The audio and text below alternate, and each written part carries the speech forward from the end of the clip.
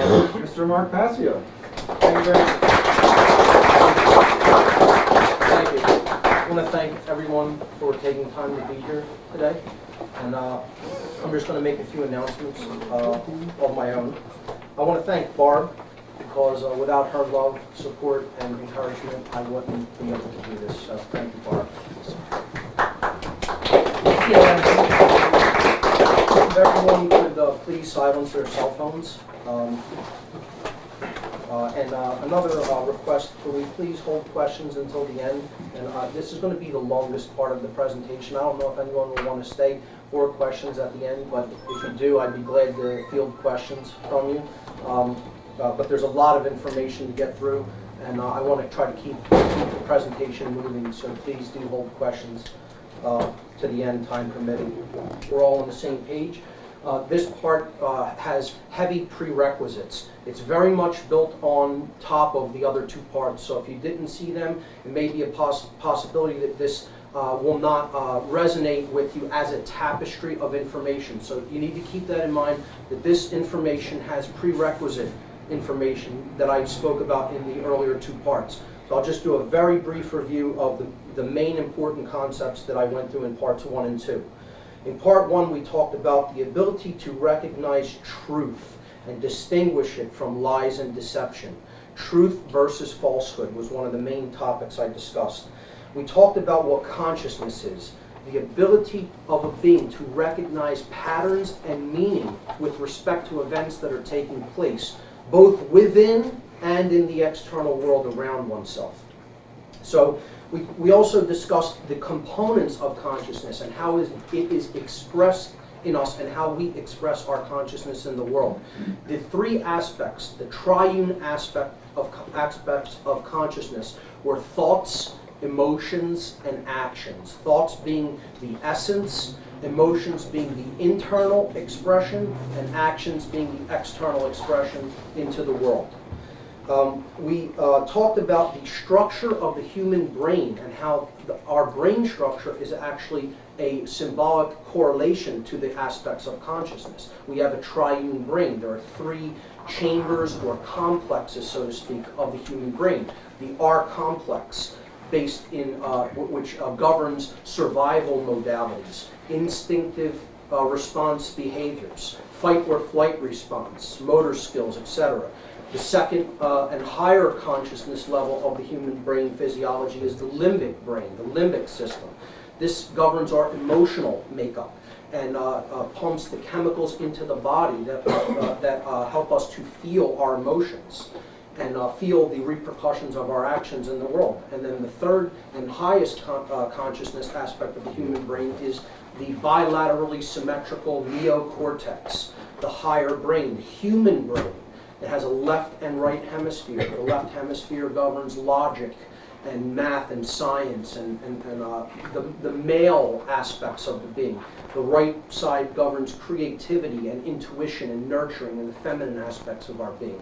So we discussed all of these concepts and how they basically, understanding these things helps us to understand how we create our reality through the emotional polarities of love and fear.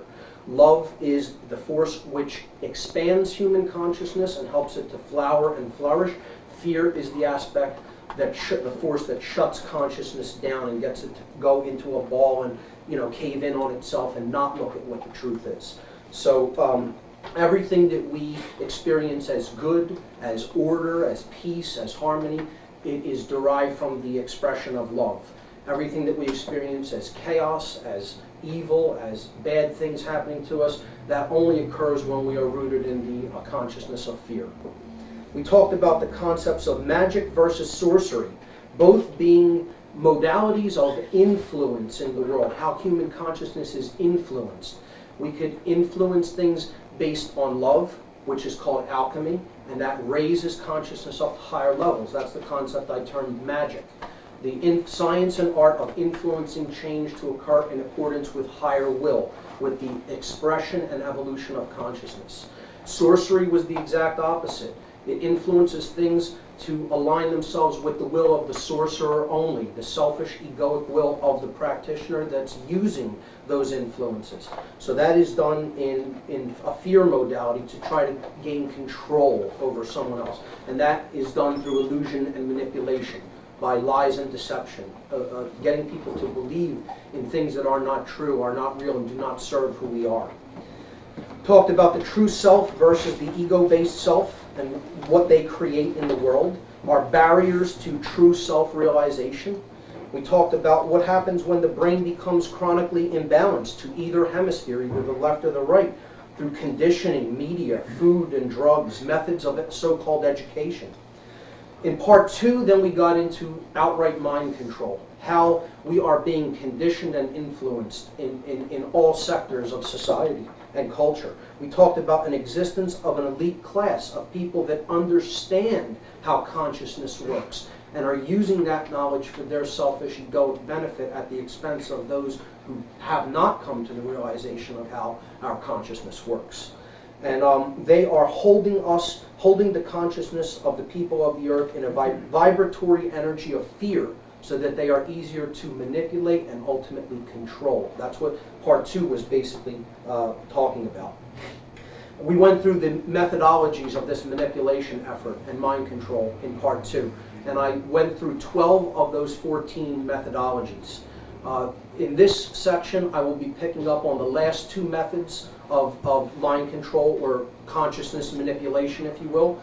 And then I will be going into what the ultimate agenda for this is. So this, again, will be quite a dark part of the lecture series. In part 4 next month, on April 16th, we'll get into grassroots solutions, and it will hopefully be a much more uplifting presentation, because I want to leave people with the understanding that we are not powerless to affect change, and we can turn this situation around if we have the will to do so. So with that, I'd like to begin. Thank you. So this is the next method of manipulation of human consciousness, what I termed in part 2 as the war on you. Because that's really the only war that's being waged, is the war to suppress the consciousness of the people of this planet. Subversive symbolism is what this section is called. What we have to understand is that symbolism is a language of form that speaks to the subconscious mind. You may not understand it in verbal terms, okay, in left brain terms.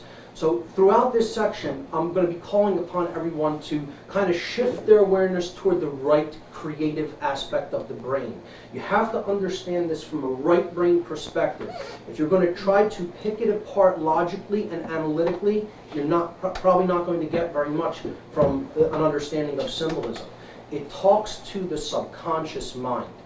And if we're not aware of this language and how it works, messages can be sent to the subconscious mind without our conscious awareness. And that's how symbols can influence behavior and behavioral patterns. Symbolism is everywhere in our culture. It's all around us. It's omnipresent. It is just around every corner that you look. It's on product packaging, it's in magazines, in newspapers, it's on street, signs on street corners. It's just about everywhere. It's omnipresent. So again, we have to understand this language if we're going to understand what it's speaking to us subconsciously. Another thing to understand about symbols is they're neither positive or negative in and of themselves. They are just a form that represents a conceptual idea. How they are used and for what purpose they are used determines whether they are for uplift or for subversion of consciousness.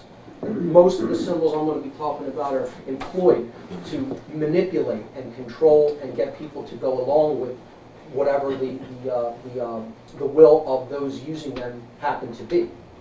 Hence, subversive symbolism. One of the most present symbols in our culture is the symbol of the sun, or of light. If you make yourself aware of this, you will see it used just about everywhere.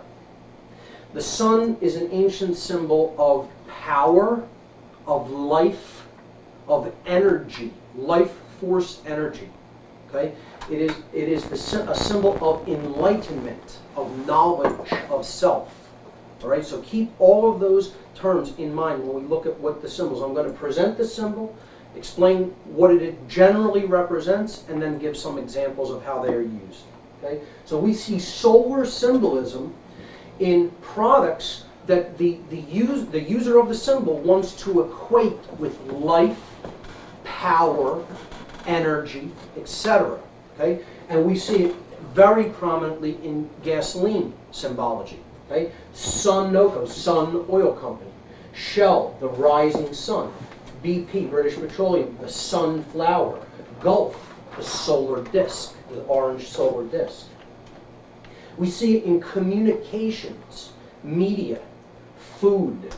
Okay? One of my favorites is the ShopRite logo, brilliantly using the sun to suggest to people that you can purchase the energy of the sun. You can purchase life energy. The sun is there in the cart. Okay? And shop right. It is a ritual. It is a patterned behavior. Okay? We see it used in commerce all the time. Okay?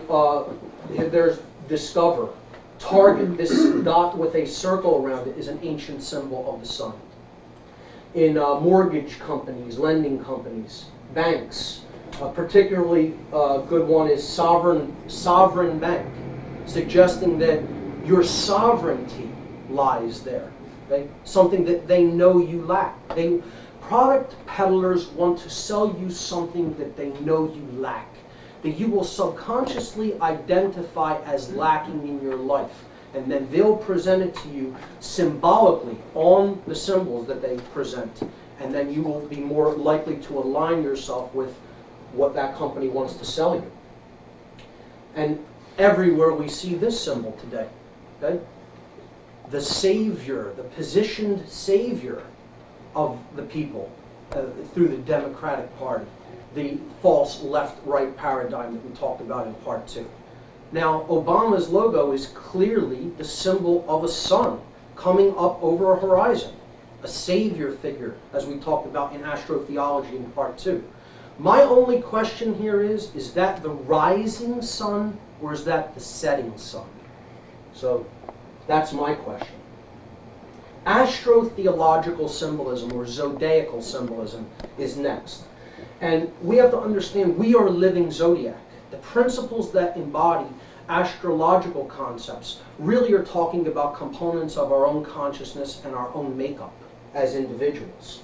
So they're used in different symbols. We particularly see them on intelligence agencies and secret society networks. This being the Order of Demolay, the Knights of Malta, the equal armed cross of the zodiac that we talked about in part 2. Here, the equal armed cross of the zodiac with the rays of the sun behind it on the Central Intelligence Agency's crest. BMW using the equal armed cross in their logo. We see more astrotheological symbol in other advertising logos like Starbucks, the moon goddess, as we discussed in part 2 in the astrotheology section. Here we see the crescent moon, and she is the goddess of the night sky, hence the black and white, with stars around her, and she's crowned Queen of Heaven. And it's Starbucks coffee, more astrotheological metaphors. Aries, the ram, one of the beginning house of the zodiac, of the zodiacal year. Again, Aries used in the ram horns in the McDonald's logo. The symbol of Saturn and the color black associated with Saturn used in Nike, the ring of Saturn around the Nike logo. Again, some more obvious ones: Saturn, Mercury, cars, DirecTV using the Saturnian ring, and star ATM machines. So a particular zodiac sign that is used symbolically is Pisces. This is used today because the sun is now in the house of Pisces on the great year, the Platonic year, the procession of the equinoxes, as we talked about in part 2. So the symbol of the two fish represents Pisces. And here's some example of how it's used in advertising. The Vesica Pisces, the two interconnected circles that form a vaginal shape, okay, a teardrop shape.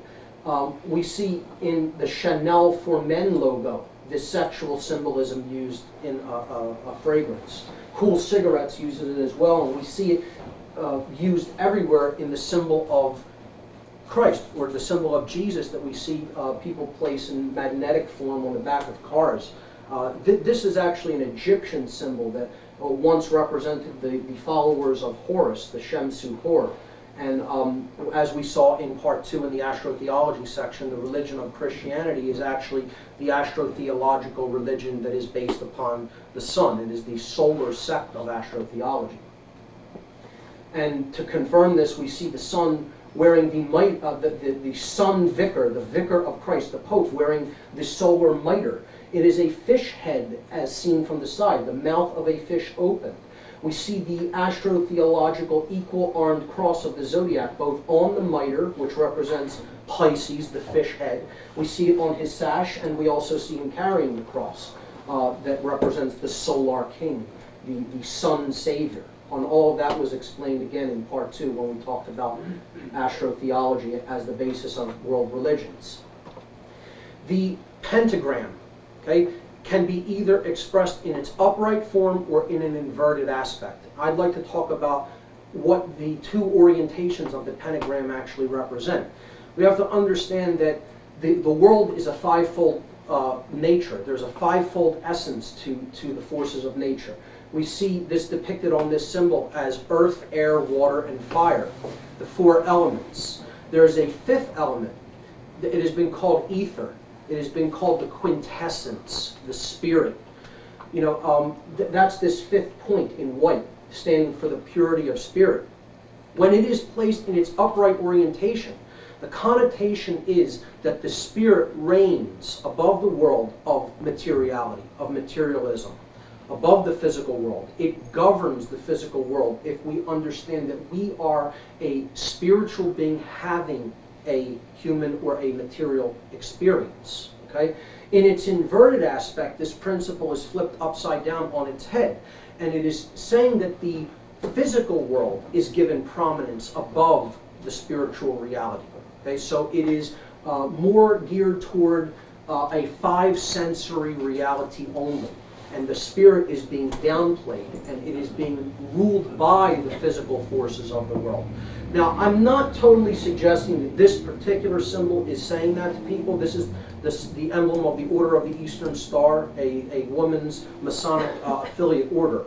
However, in general, that is what the inverted pentagram represents. And we want to keep that in mind going forward because it will come up again. Here are some examples of how the pentagram, the five-pointed star, is used in symbolism. And we see it used in particularly occult orders, in control-based organizations such as fraternal police orders. We see it here in conjunction with several other symbols in the Victoria Police's logo, with the inverted five-pointed star, the crown of the name Victoria, another goddess reference, the equal-armed cross with the stars up over it as well. We see it here on the Church of Satan's official emblem, you know, a satanic organization that certainly raises the physical and the egoic over the spiritual. And that's what really that philosophy is about. We see some Masonic symbolism in the Masonic affiliate order, the Fraternal Order of Police as well, with its five-pointed emblem.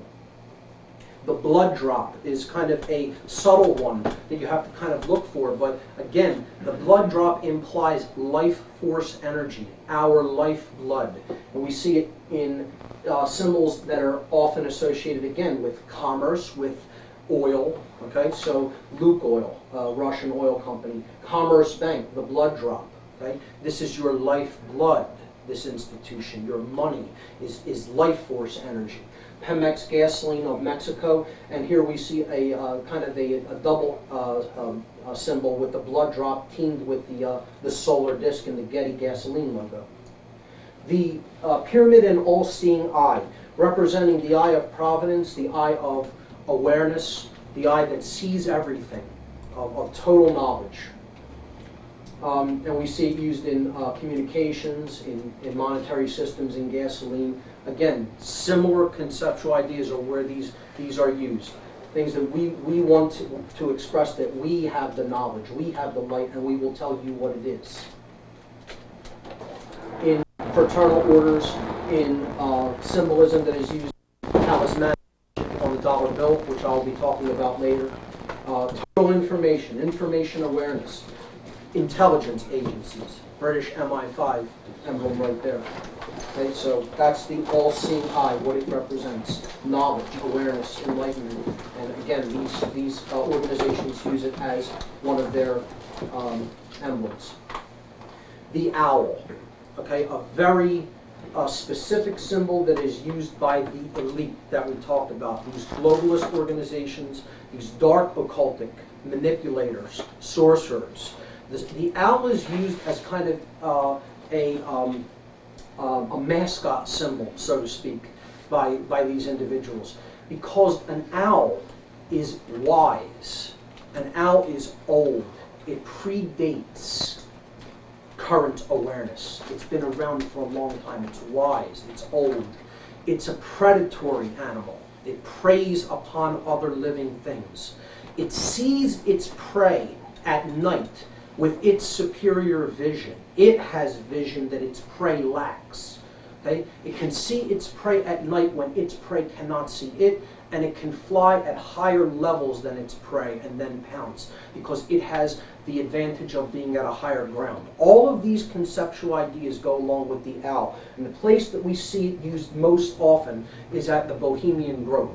Now, for those who are not familiar with this place, look it up online, and if you understand what the ritual that is done at this place yearly really truly means, you understand the psychological motivations of the elite and what they are subconsciously telling the people that gather there. Whether they understand it or not, the people that gather there, the orchestrators of this type of ritual, which I will briefly explain, do understand how this working takes effect. Okay? There is an elite class of politicians, of globalist interests, of high financiers, of media moguls. They meet at a redwood grove in Northern California, about 70 miles north of San Francisco, yearly, to basically meet, commune, discuss strategy going forward, and specifically to take part in a ritual known as the cremation of care, which, to understand the actual deep esoteric implications of this ritual, is vital. What they do is, this actually goes back to an ancient Babylonian, Akkadian, Ammonite ritual. Okay? It is a fundamental underlying ritual that was basically moved into the land known as Phoenicia Cana in later years. But I believe it stems from Akkadian and Ammonite belief systems. And this is a dark satanic cult that was trying to bring about opposition in others so that they could control them more easily. In the ancient past, this ritual was an actual cremation of young life, of the inner child, but it was actually done with infants, with children. Now, are some who say that still goes on, but in essence, it is known that it is a mock human sacrifice ritual that is played out in front of a large owl. An owl represented Semiramis, the goddess, this astrotheological goddess figure. Okay, it ultimately represents the feminine side of the self, conscience, care for our actions and what we do to others. So the ritual takes place in front of a lake. Here you see it down here. This represents the Hermetic principle of as above, so below. As is in the consciousness, so is reflected on the earth. As within, so without. As goes on in our consciousness is mirrored back to us in the external world. But what we have to understand is that they take an effigy of an infant and they float it onto the water, representing the goddess, the moon goddess, the owl goddess, the goddess of the waters. Okay, that is what the sacred feminine queen of heaven was also known as, because the moon has its reflection in the waters. And we come from our mother's water. Water being, again, a carrier of life, a carrier of information. So they float it out to about here, and then they set it ablaze. They set it on fire. It's an immolation to this owl god, which represented Molech, a Babylonian Akkadian demon god that preyed on the inner child, devoured the sacred feminine essence. And the ritual then was actually called a Moloch. Okay? So This is symbolically putting into the energy into the surrounding atmosphere, that you are cremating your care. You are destroying your own feminine inner child essence to do the actions that you're going to do through the course of the year without care, without actually caring for the effects of what that does to other individuals that you have contact with. It is the destruction of conscience, the immolation of conscience is what this ritual is telling people subconsciously. That's what the work is actually designed to do. Okay, so it is not just people innocently gathering to stage some psychodrama, okay, and escapism. It is specifically for that purpose. That is why it is called the cremation of care. That is the esoteric understanding of that ritual. And it's critical to keep that in mind, because that is what the elite have. That is their modality of consciousness. Intelligence and will to act, but no emotion. You know, complete absence of care. We see the owl hidden. Again, it's hidden in plain sight. They like to play this game where it's always around us, but we don't see it in our unconsciousness. Here it is on the shield in the upper right-hand corner of the dollar bill, sitting out, peering over the shield. We see it encoded into architecture. I'll have later a whole section about architecture. Here's Commerce Square in Philadelphia. Two large owls with their wings down at their sides. I didn't get it in the presentation, but the Commerce building, if you look at it from Arch Street, okay, is an owl with its wings down at its side, a large owl, and it has the two, you know, small ears up at the top. This is the Frost Bank building in Austin, Texas. Clearly, when seen from the angle of the building, there's the two eyes of a large crested owl. The illuminated torch, a symbol of enlightenment, of freedom. Okay, the Statue of Liberty holds it. The goddess figure.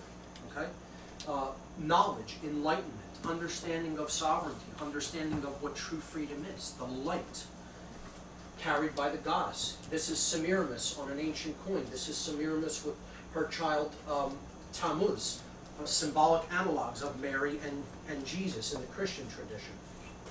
Again, the Statue of Liberty it is used on, which I do not see as a negative symbol.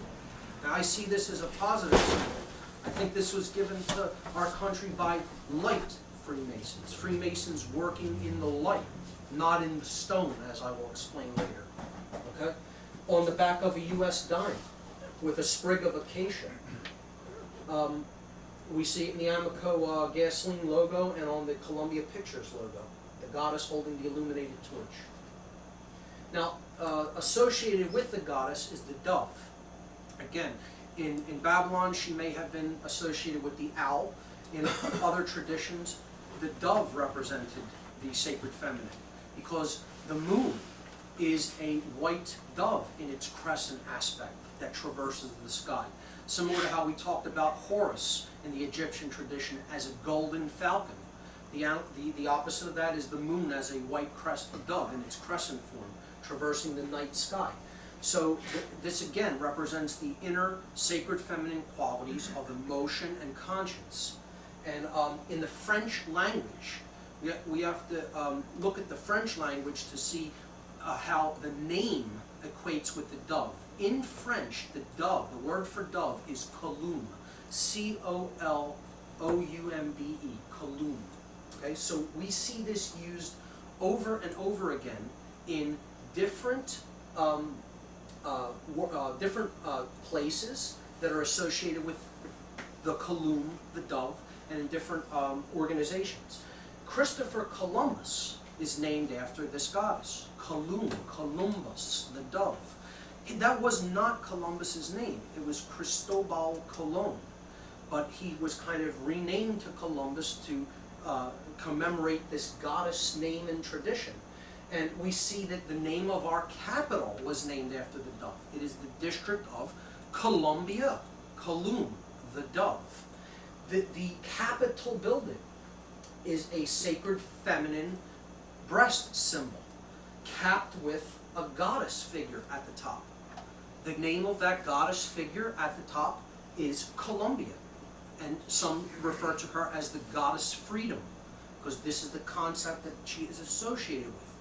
The inner feminine essence, conscience, brings freedom if we act in accordance with it. It brings enslavement if we ignore it.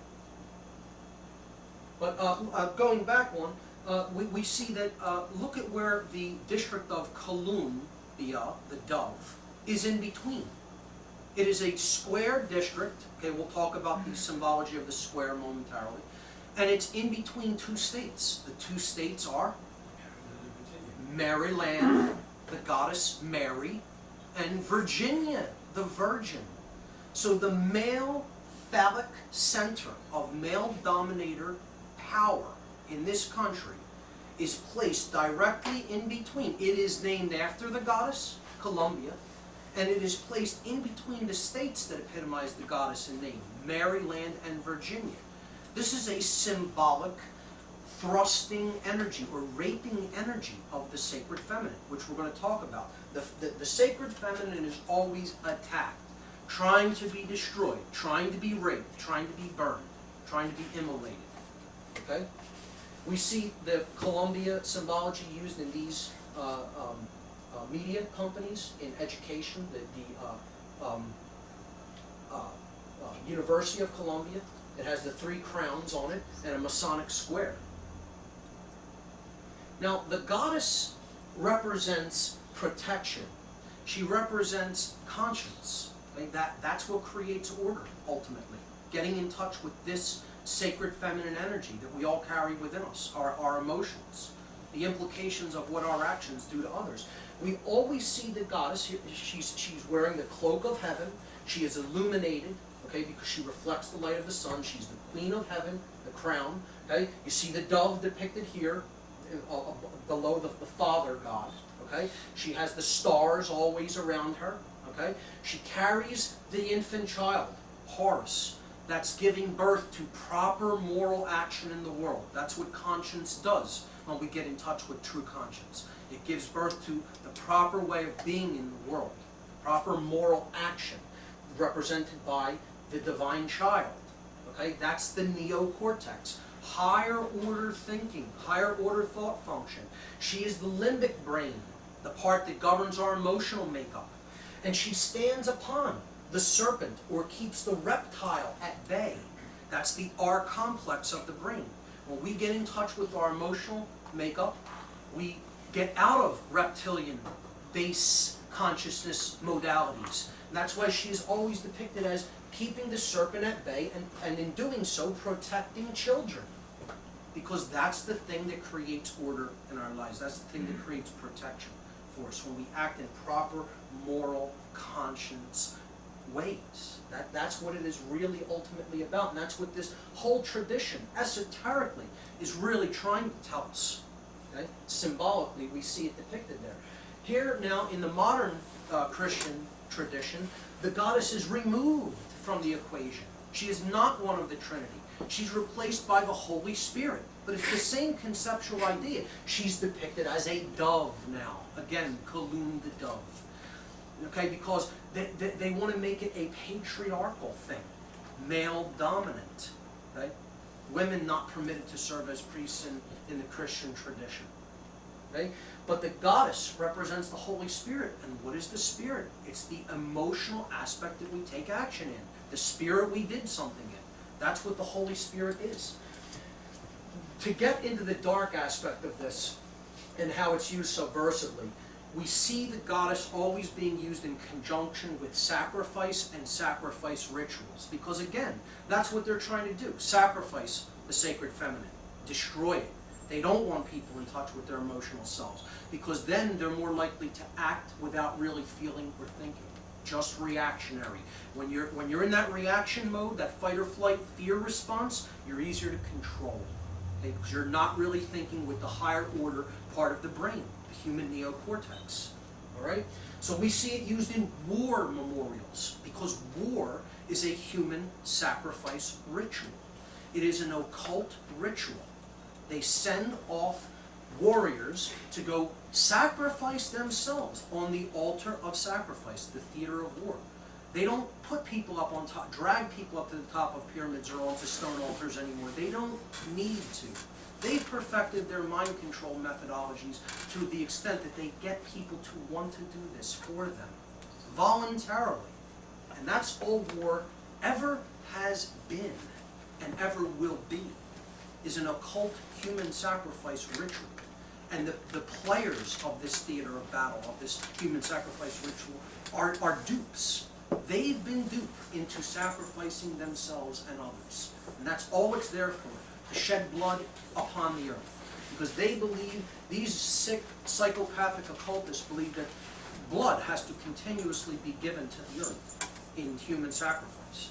They still believe this, ultimately, in their occult traditions. And we see the goddess depicted here with her wings around the fallen human sacrifice victims. But see, it isn't that they're sacrificing to the goddess. Some researchers look at it in that sense. I do not. They are sacrificing the goddess, because they're getting these people to sacrifice the sacred feminine part of themselves to do these acts. Okay? Here, in a little bit lighter of a sense, we see a sacrifice used in monetary sense. We're going to use credit as opposed to money, put ourselves in debt, sacrifice for something we cannot actually afford. And we see the moon and the dove on the Visa logo, on the Visa credit card there. Now, in a much darker aspect, we see the name of the goddess come up over and over again in human sacrifice rituals, or potential human sacrifice rituals. I mean, I'll leave that up to you to be the judge. I think each one of these is an orchestrated human sacrifice ritual, some successful, some not so successful. But Diana, a Roman name for the goddess, sacrificed by the elite. The Superdome in New Orleans, a feminine breast, was an attempt to sacrifice people of darker skinned persuasions, the Moorish legacy, in the name of a human sacrifice ritual. These globalist occultists want to quell the population. They want to bring the human population down to like 95% of where it is at now. If they had it their way, they would want to eliminate about 9 out of every 10 people. Because the bigger a population is, the more unwieldy it becomes for them to control mentally. So they want a nice low amount of people on the earth so that they're easier to, mind control, essentially. Now look at the 2 big school shootings in America that instigated so much fear and so much reactionary response. Okay? Ban guns. You know, that's the real essence here. That's why they want to get things like this happening more and more. Look at where they happened. Does anyone know what this is? That's Columbine. Columbine High School. The dove, the Kaloon, okay, named after the sacred feminine. What's this institute? Wasn't that Virginia? Virginia Tech. Again, the virgin, the dove. Now, this may be accidental, this may be coincidence, but how many instances do we need to see the name of the goddess invoked before we realize this may be something that's orchestrated? This one convinced me completely. What was the name of this shuttle that was immolated in the upper atmosphere? What? No, not the Challenger. The Challenger blew up on ascent. This blew up coming in. The Columbia, the white dove that traverses the heavens. It was immolated in the sky. Okay? Look at who was on the crew of the Columbia. And if we remember back to the 7 gods of astrotheology, there's 5 male and 2 female. You have a 5 male and 2 female crew here. The 5 male gods of astrotheology, the Sun, Mercury, Mars, Jupiter, and Saturn. The 2 female, Venus and the Moon. Okay? Aboard the dove that flies through the night sky. Okay? And it's named after the goddess. And it's burned up. It burned up on re-entry. Accident? Coincidence? I don't know. You be the judge. I don't personally think so. I think it's too coincidental a name to me to not be some sort of an orchestrated human sacrifice ritual event. The next symbol is the fasci. Okay? This is a Roman symbol of centralized authority. It's where we get the word fascism from. It comes from this symbol. Okay? This is the fasci, and it represents an axe which represents centralized authority, okay, total power. And then it is bundled around with rods. These represent satellite areas, satellite nations, satellite states, okay? And they are held in check and held in their bundle by the central Roman authority, okay? So this is centralization of power is the name of the game when it comes to this symbol. That's what it really represents. And look at where we see it used. Here it is in the House chamber, okay? Behind the speaker. Two of them, one on each side. A symbol of fascism, of Roman centralized authority, the centralization of ever-increasing power right in the House of Government in what is supposed to be a constitutional republic. We see it, I'll get to this one, we see it on a Nazi postage stamp, a totalitarian regime using the image of the fasci. Here it is on an old US dime. But this one is very critical to understand deeper esoteric symbolism. Lincoln here is not the historical President Lincoln that we think of. This is a symbol that is depicting him as a solar king. He is seated upon the throne of authority, holding in each one of his hands a fasci. One hand is open, one hand is made into a fist. You'll notice that the right hand is open on top of one of the fasci. The left hand is balled into a fist. The two authoritative pillars are church and state. Church being the one on the right with the open hand, because that's what they want to sell people religion with, a way of controlling them mentally and emotionally. And that hand is open because it's the receptive feminine principle that speaks to the right side of the brain. The fist being made on the left-hand side of the solar king, the emperor, the pharaoh, so to speak, represents the state, governmental control, law, authority, okay? And it's balled into a fist because that is the left brain masculine principle that is at work to control people, okay? So he is seated in the middle, okay, because they're subconsciously telling you, we own both. We control both at some higher level. Okay? The mind that is ultimately controlling both is the same part of the body. Just one hand is on one side, one hand is on the other, but he has control over both, and he's seated on the throne of power. The same mind controls it. Now I'm going to get into some Freemasonic symbology. And again, we have to understand that symbols carry dual meanings. Okay? It is not just one thing. A light occultist may see a symbol one way, a dark occultist may see it entirely different. So I'm going to try to propose a couple of different interpretations of these symbols. One in a positive bent and one in a dark way of seeing it. Okay? Because we have to understand, certain people will see a symbol and they'll see one thing in it. Certain people that want to use it for a different reason will pervert it, twist it to fulfill the need they want to use it for. Okay? So, what is Freemasonry? Freemasonry is a system that basically teaches and attempts to propagate morality through symbol and allegory, or stories that teach lessons, often subconsciously and symbolically. So it is a system of morality that is illustrated through symbol and allegory. That's basically what the Freemasonic tradition is. This is the symbol known as the compasses and square, okay? And it has a G in the middle, so let's break down each part. When you're looking at complex symbology that is formed from more than one symbol, you have to break down each part. The square, I'll begin with. The square is an ancient symbol that ultimately represents base consciousness. This represents lower levels of awareness.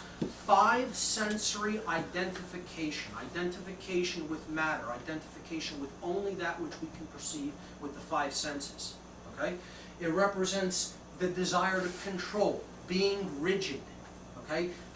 Not having much light. Okay? When a Mason speaks of someone being on the square, they're not complimenting them, folks. They're being insulted, ultimately. Being on the square is not where you want to be in Masonic parlance, okay? Because this represents the floor of the house in Freemasonry, the checkerboard floor, as we're going to see in a later part. So that's what the square represents. The square is a symbol that has 90-degree angles. 90-degree angles are not really found in nature, okay? They're put there by us, and they form a stone or a block, okay? A block in consciousness. The G represents the sacred feminine, the goddess, conscience, care. It's the way we get off of the square, okay? That's the principle we have to connect to raise ourselves up off the square. You have to have the desire to be better, to make yourself into a better person, a more moral, upstanding, upright person. Okay? That's the principle that does it. It's the generative principle. Okay? This is the grand architect of our experience. That's what ultimately creates our reality. Whether we are in touch with the goddess, the sacred feminine, conscience, care. We build our reality based on how much we care about what's going on and what we want to put into effect in the world, what we want to manifest. And that's why the dark occultists are succeeding so much. They really care about what they're doing. They are united. As they think, so they care and feel, and so they act.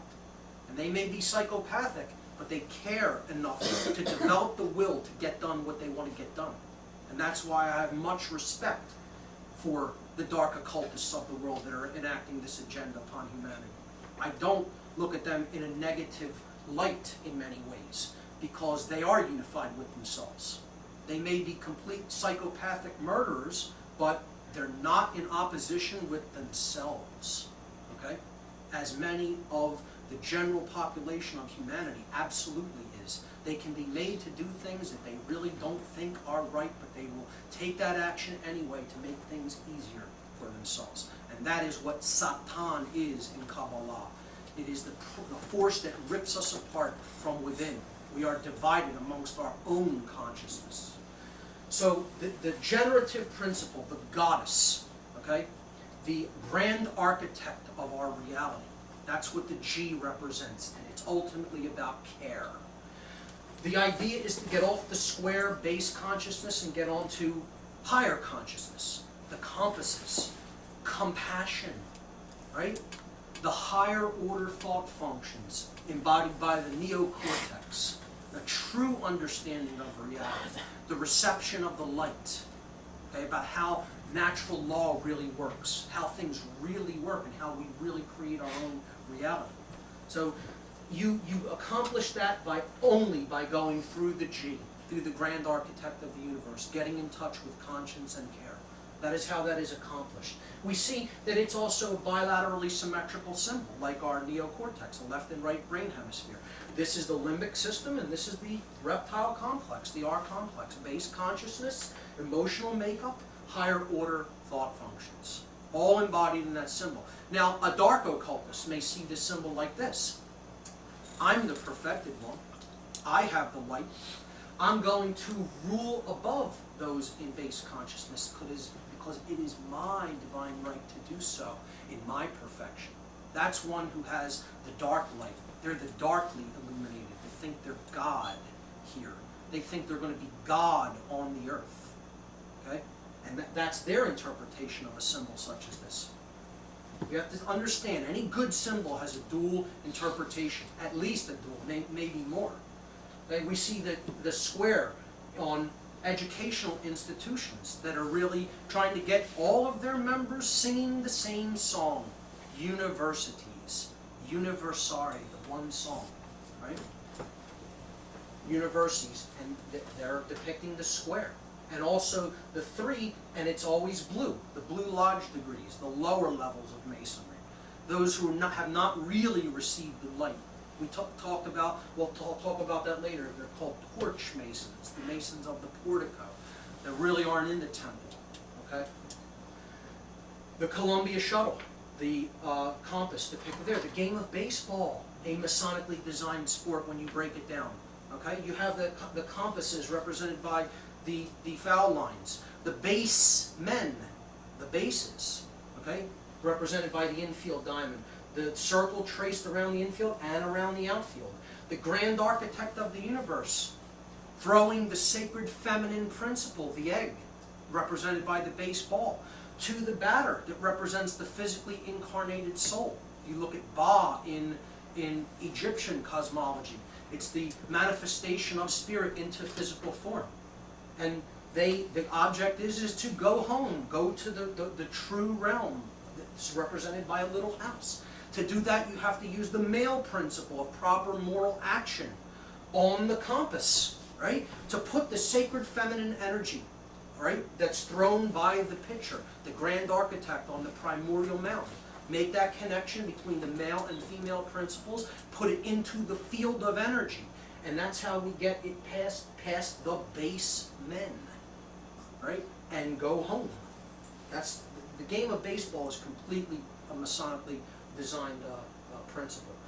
We see some dark Masonic emblems, in my opinion, used on control-based organizations. Now, some will say this is trying to teach compassion to people that need to, exercise control principles. I personally think that this is a dark interpretation of Freemasonry and is not really teaching people true compassion. These are, people that make these associations to just propagate their aims, and it's all based on control, if you ask me. And there were more of those symbols. I just found, that's just one sheet of them. There were, and you can find those in every single state, police and other control-based organizations that are of Masonic affiliate orders. I'm going to talk about how police are very mocked with this symbolism, extremely, and they don't even know it themselves. The next Freemasonic sigil I'm going to break down is the first degree tracing board. This is called the tracing board of the entered apprentice, the first degree of Freemasonry. Now again, here's the checkerboard floor of the house. It looks like a chessboard or a checkerboard. This represents the checkered life of a man in base or woman in base consciousness that does not even know when they're on the light or in the dark. They don't know which is which. They're wanderers between light and dark. They're pawns, okay? In a game of chess, being able to be positioned at random by the chess masters, those who really understand more about consciousness than they do, and in manipulating them can place that chess piece wherever they want, because they're seeing the board from a higher level, like the owl, okay? You see pillars here. The pillars that uphold the world, the pillars that lead to the gods. This checkerboard floor of the house represents the earth because it represents 5 sense modality of seeing reality, the 5 sense consciousness only, right? Not understanding the higher level spiritual reality, bound to the earth, bound to the floor of the house. This whole scene is a depiction of the Temple of Solomon, the sun and the moon. Sol, sun, moon, moon. The sun and the moon. We see them depicted here. That's the duality inherent within us that we need to unify. Okay, so you have the left brain male principle, that's solar in us. We call that yang energy. Okay? The right brain feminine receptive principle. Okay? We call that yin energy. It's lunar. Okay, so the pillar of light or the pillar of mercy is Jacquin in Freemasonry. The dark pillar, the feminine receptive principle, is the pillar of Boaz. You see, the pillar of Jacquin is Doric, a male design, and the pillar of Boaz is Corinthian. It's more feminine, more elaborate. Okay? The middle pillar is the unification of these two principles as one. Okay, so this could also be seen as our actions, the active male principle. This could be seen as our emotions, the inner, internalized, emotional principles. And this is our thoughts, the emanations of both, that could also have a dual nature. Hence, it's an ionic pillar. Okay? But the idea is to unify these principles so that they all act as one. And that is the way to the all-seeing eye, depicted in the middle there. Okay? And that's how we know we're traveling east. We develop a desire to raise ourselves above the floor of the house with our emotional principles. We use our thoughts. We come into higher levels of intelligence through what we take into ourselves, okay? To unify our brain hemispheres and bring them to balance. And then we have to put that knowledge into the world, into practice through the male principle. Otherwise, it's useless if we don't put it into practice, okay? And that's how we connect here with this G, right? There's the G, the grand architect, and it's the key. But look, and we saw that that was care, right? Look at what's hanging. That's the key. And it's hanging on by a thread, symbolically, on the ladder. Here are the 3 degrees, the entered apprentice, the fellow craft, and the master mason. We need to get that key at that level, that second level, right? That is care. And if the key is cut, if that cord is cut, that care is hanging on by a thread, it falls onto the imperfect ashlar. See, the realm of duality that we see ourselves in, our dual nature, it ends in either a state of imperfection or perfection. That's the game of life on this, in this realm, okay, in the earth realm. Okay, now, and you know that's why these directions are on here. Traveling east toward the light, toward the sun, if we're unifying these 3 principles within ourselves. Now, the symbol really comes even more to life when we flip it on its side, which I'm going to do in a moment. Now here I just wanted to illustrate the world religions are again depicted on this symbol. Okay, because the world religions really grow out of the Kabbalistic / Masonic system of the ancient occultic teachings. So we see the religion of Christianity, solar religion, Amen-Ra or Horus. We see the Islamic faith based on the feminine or emotional principles, its symbolism being the crescent moon. You know, and that was the solar principles was the chalice or the upward, the blade, the upward pointing male phallic triangle. The phallic, the companion to that phallic symbol is the feminine womb, the inverted triangle which represents the feminine principle. Okay, when we unify those 2, we get the seal of Solomon.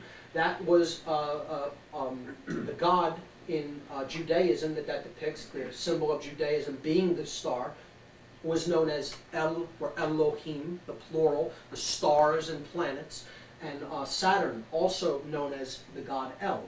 Okay, so we see these 3 great religions, these 3 of the largest religions on the earth. The Western tradition, Christianity, the Eastern tradition, Islam, and in the Middle East, Judaism, depicted on the symbol. And that's a symbolic correlation to what we talked about in part 2 in astrotheology as being the basis for world religions. Now, when we turn the tracing board onto its side, these directions become much more evident of why they are oriented, why north, south, east, and west are placed at those points. Because again, the checkerboard floor represents the earth. It represents 5 sense earthbound consciousness, not an identification, not an understanding of a higher spiritual reality depicted by the gods. Okay, the stars and planets, the sun, moon, stars, and planets. In the sky, in the realm of heaven. Okay? These lines represent latitude and longitude when we see the tracing board from this side. So it is the lines on the earth. We saw in astrotheology the sun makes a trek between the 2 pillars. The Tropic of Cancer, which is when the sun is at its highest point in the year. That is the summer solstice. So the sun is at its strongest point when the sun is at the Tropic of Cancer, 23.5 degrees north latitude with respect to the Earth. The Tropic of Capricorn is when the sun has made its descent into the southern hemisphere, okay, and it's at 23.5 degrees south latitude. That's the time of the year that the sun is at its weakest power. So it's depicted here as the moon, the dark sun, so to speak. So we also see that the depiction of the journey, the spiritual journey out of base consciousness and up to enlightenment is depicted by this ladder. We have to have the desire to get off the earth first. The desire to get out of base modalities of consciousness. That's why the feminine principle is at the bottom of this. You got to care enough to do it first. Then you have to work to bring the brain to balance through knowledge, through the information that we take in. And then you see the picture. The all-seeing eye develops. You understand what's really going on in the collective unconscious. You understand what's really taking place here. And then to get through the Stargate, really, to get that key that's connected to the G, the principle of care, the grand architect, and to really make it through the Stargate, you have to put it into action. The pillar of mercy, okay? The favored hemisphere, the northern hemisphere, favored by the light during the summer season. The southern hemisphere, the pillar of severity, not favored by the light during the winter season.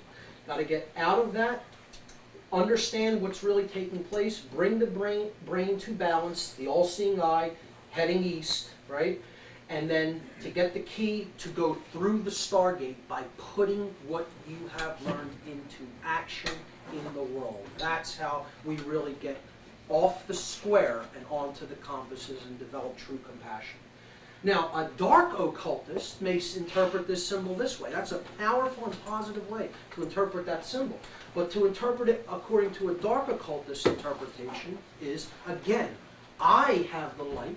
I'm going to initiate the lower level initiate. And because I want to really control him and get him to control others, I'm going to imbalance him to the sun only. The light that is male, in essence, without the balance of the sacred feminine, or care, or conscience. See? So this is a way, you say, yes, I'm going to give them the light that I wish to give them, in their ignorance, in their darkness, but I'm only going to take them up to the solar principle, with no balance toward the lunar side, the yin energy, the sacred feminine, care, conscience, emotion. Okay? And I think we see that in dark Masonic traditions, okay? In control-based traditions of occultism. And this is one of them. And this is where they are absolutely mocking the initiates that they're taking into this tradition. It's an absolute mockery. The people involved don't even understand how they're being mocked with the symbology that they're placing right around their brain, around the Temple of Solomon, around the human neocortex. The floor of the house is earthbound awareness. It's not understanding what's going on. It's base consciousness. It's reptile behavior, our complex thinking. Okay? Fight or flight response. Not connected with the sacred feminine of care, of conscience, of what your actions create for another living being. It's acting without thinking or feeling, ultimately. Okay? And look, they're placing the floor of the house right around the brain. Right around the Temple of Solomon, the sun and the moon. Okay? That's what the Temple of Solomon ultimately represents. The human brain, the holy of holies. Right on top of the third eye, chakra, placing the along with the floor of the house, placing the inverted pentagram right in front of the third eye, chakra of the body. Okay? Saying, basically symbolically saying, stay in base consciousness. Stay in earth-based identification. Physical worldliness raised above the spirit. Raised above the understanding that you are a spiritual being. That's what these symbols are subconsciously putting into the minds of controllers. Okay?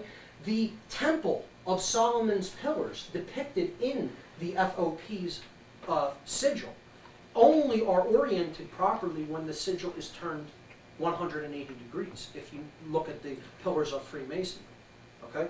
So that's where they're oriented properly. So one or the other happens. If it's upright, the temple is on its head.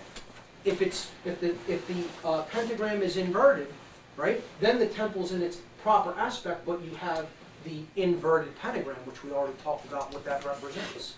And these three characters, if you do the gematria upon them, the English gematria, which I will talk about in a later section, they confer a very specific meaning, which I'm not going to talk about now, but if you wanted to do that for yourself, it's very revealing.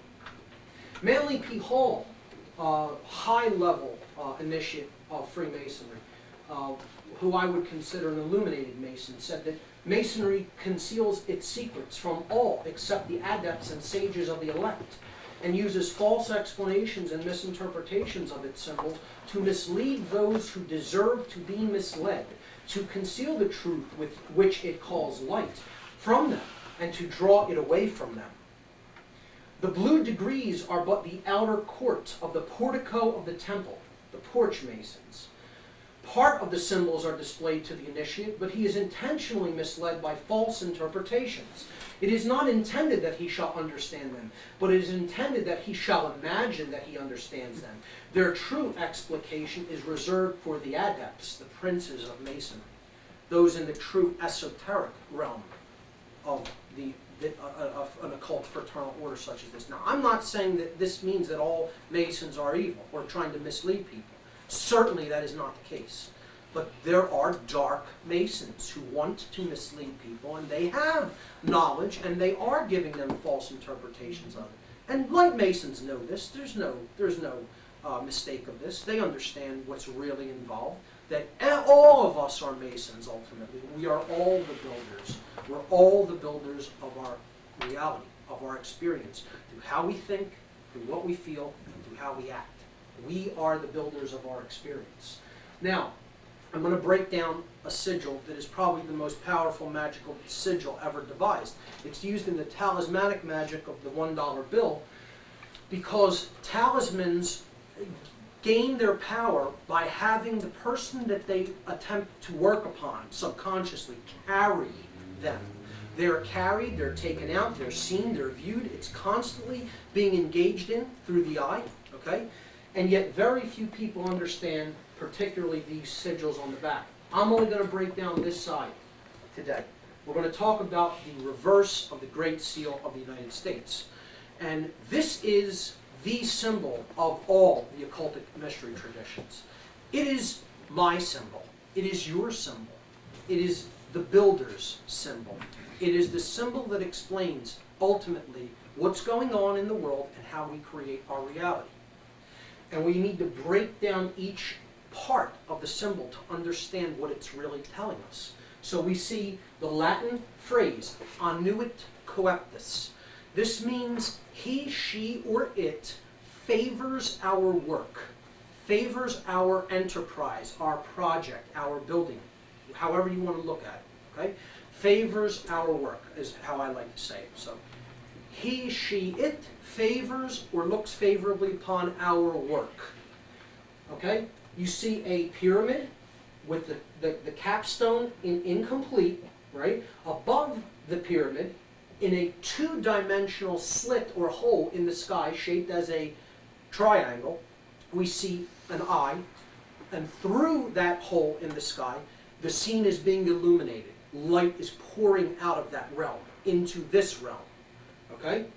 So we see that that is actually up in the sky, possibly even beyond the pyramid in the sky. It's looking as if it is seeing this realm from a higher dimensional space, okay? A stargate, if you will, a hole in the sky, okay? The pyramid has 13 courses of brick, of blocks, stone, okay?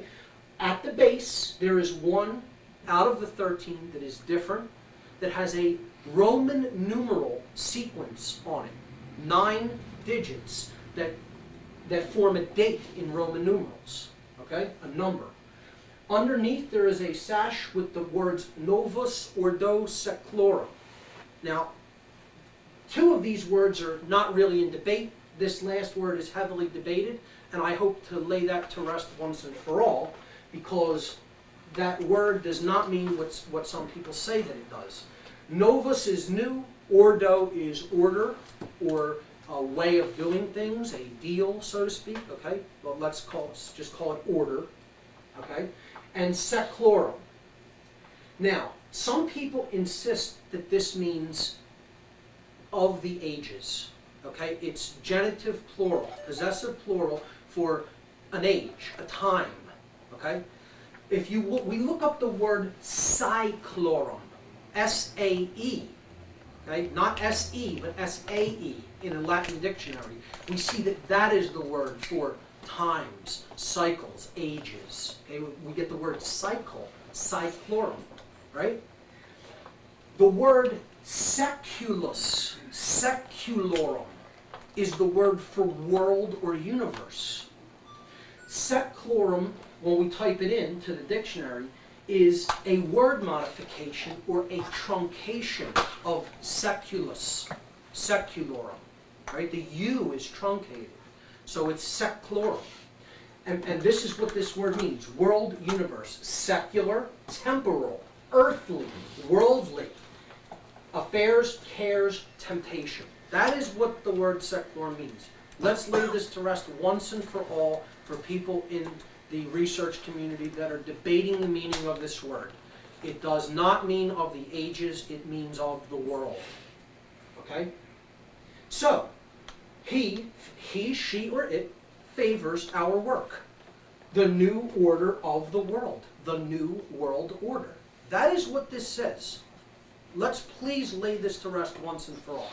He favors our work, the new world order. Well, who favors our work?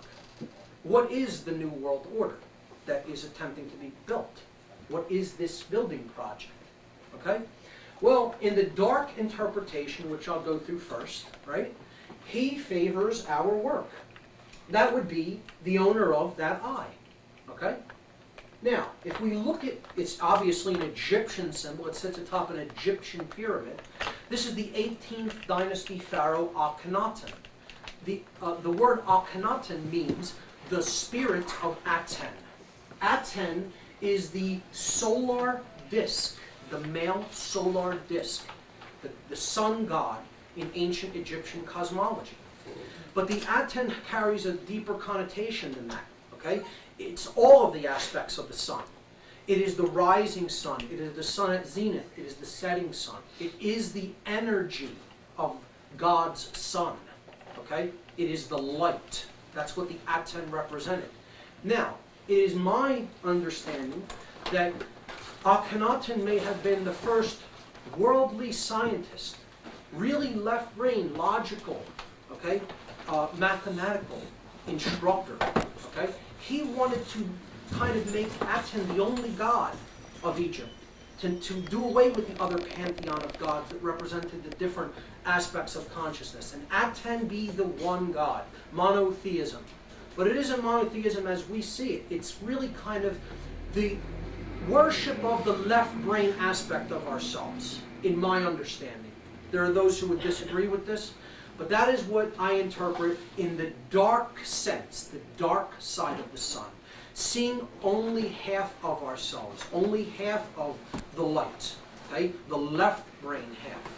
And that is what the occultic control-based people who are totally imbalanced toward the left brain hemisphere, that's how they see the world. There is no spiritual or feminine component. It's only intelligence. It's only science. It's only worldliness, right? And look at what these are the builders in stone.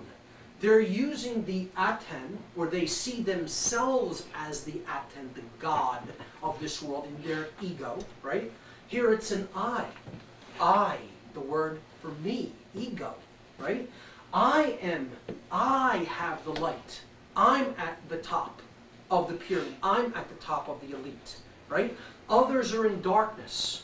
I have the divine right through Aten to rule over the ignorant, to rule over the dark, those who are the stones, who have not received the light. And look at what they're building. They're building in stone, right? Because they're trying to keep these people in darkness, in ignorance, right? And they're building a blade, the upward pointing triangle. Okay? Aten is also another name for Lucifer. Okay? Again, Lucifer, the light bringer. Lux fere. Lux in Latin means light. Fere means to carry. Aten is the bringer of light. Lucifer is the bringer of light. There's a negative and a positive interpretation of this. This is why Lucifer is known as the god of this world. There is a positive aspect to Lucifer, a negative aspect to Lucifer. Is he the true light bringer, the one who really brings the light? Or is he one who in ego believes that he is the light, he is God? Okay, he wants to be God, right? So there is either the truly illuminated the one who has a true understanding of their spiritual selves, or there's the darkly illuminated, one who thinks they can be like God. They can be God here and control everything and be the all-seeing guy, to know everything, to control everything. Okay? But look, the builders in stone, the dark masons, are building a blade. Okay? And we'll see that. The concept of masonry, okay? A mason builds in stone. It's one of the functions of a mason. If we place the Masonic sigil on top of that pyramid at the same apex and come down the sides of the compasses, 2 letters are struck. If we go up the inside of the square, 2 other letters are struck. And if we come directly down the middle of both, from the G straight down the middle, another letter is struck. These 5 letters form the word Mason. It's an anagram, okay? M-A-S-O-N. Now, this isn't, again, a dark interpretation or a light interpretation. It's just saying that this is the symbol of Masons.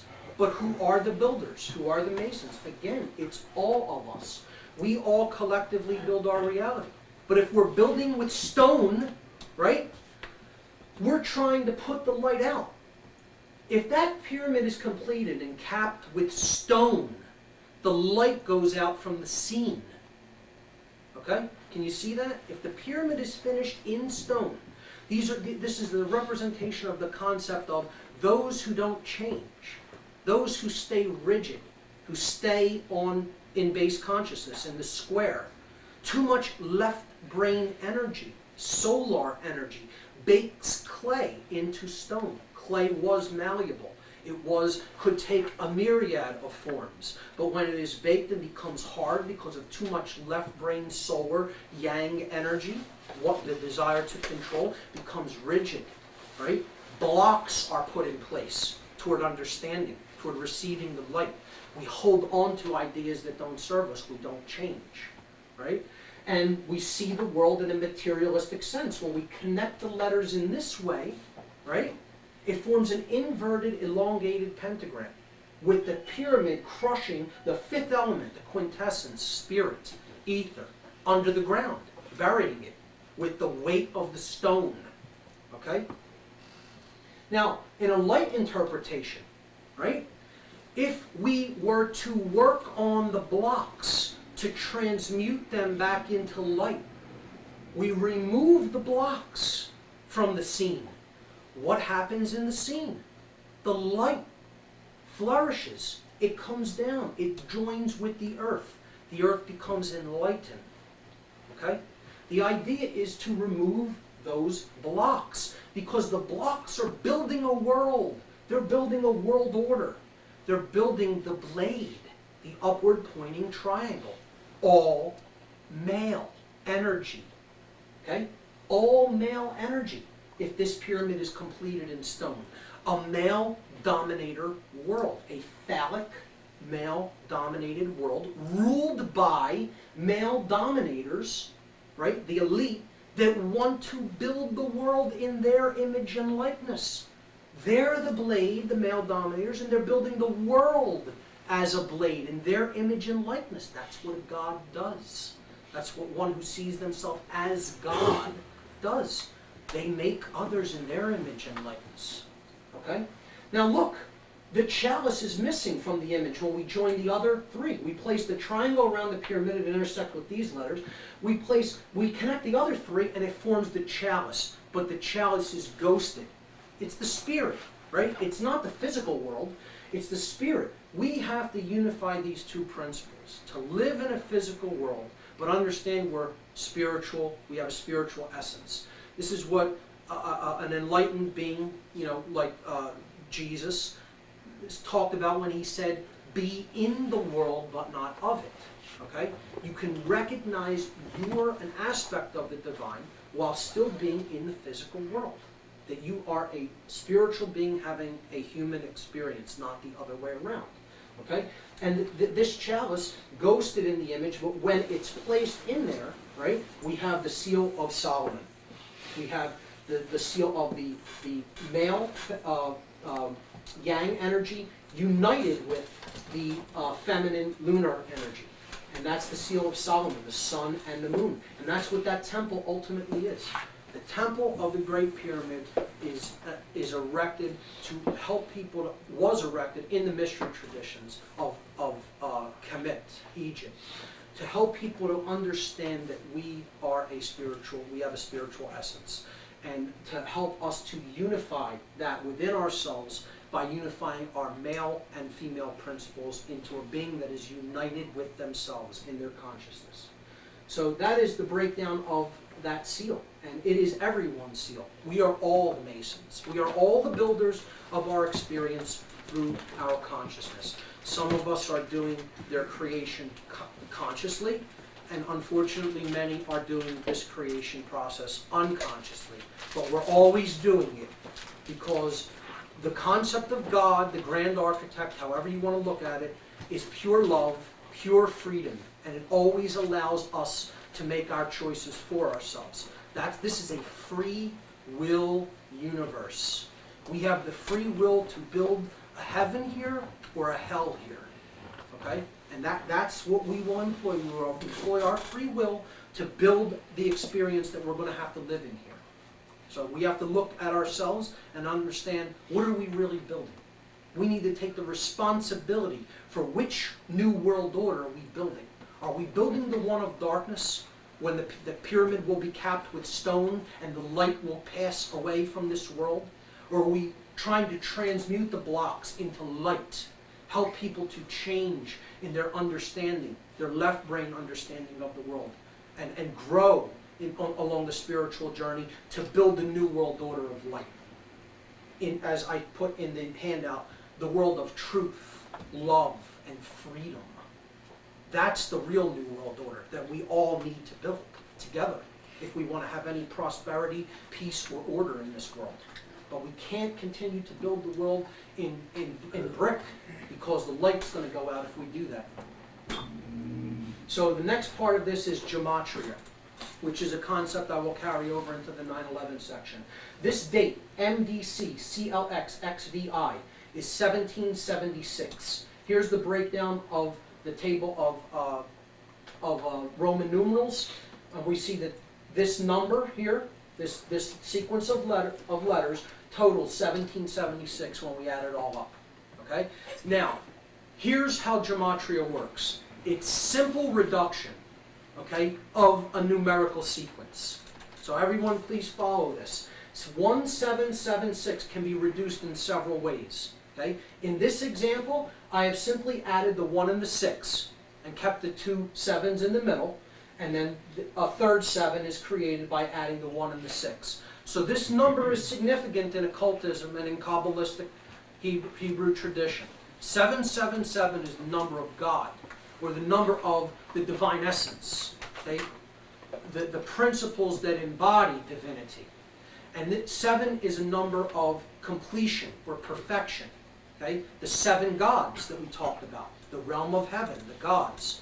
777 is completion in thought, okay? Intelligence, completion in emotion, conscience, care, and completion in action, will. Okay? So those are the 3 aspects of consciousness. We become like the divine when we unify those principles and bring them to their highest essence, the 777 within us. Okay, so that's what that concept represents. When we add all of the digits, we get the number 21. When we then add these 2 digits, we get the number 3. So a concept to remember in gematria is gematria being geometry plus mathematics. Okay? Shape or form plus number.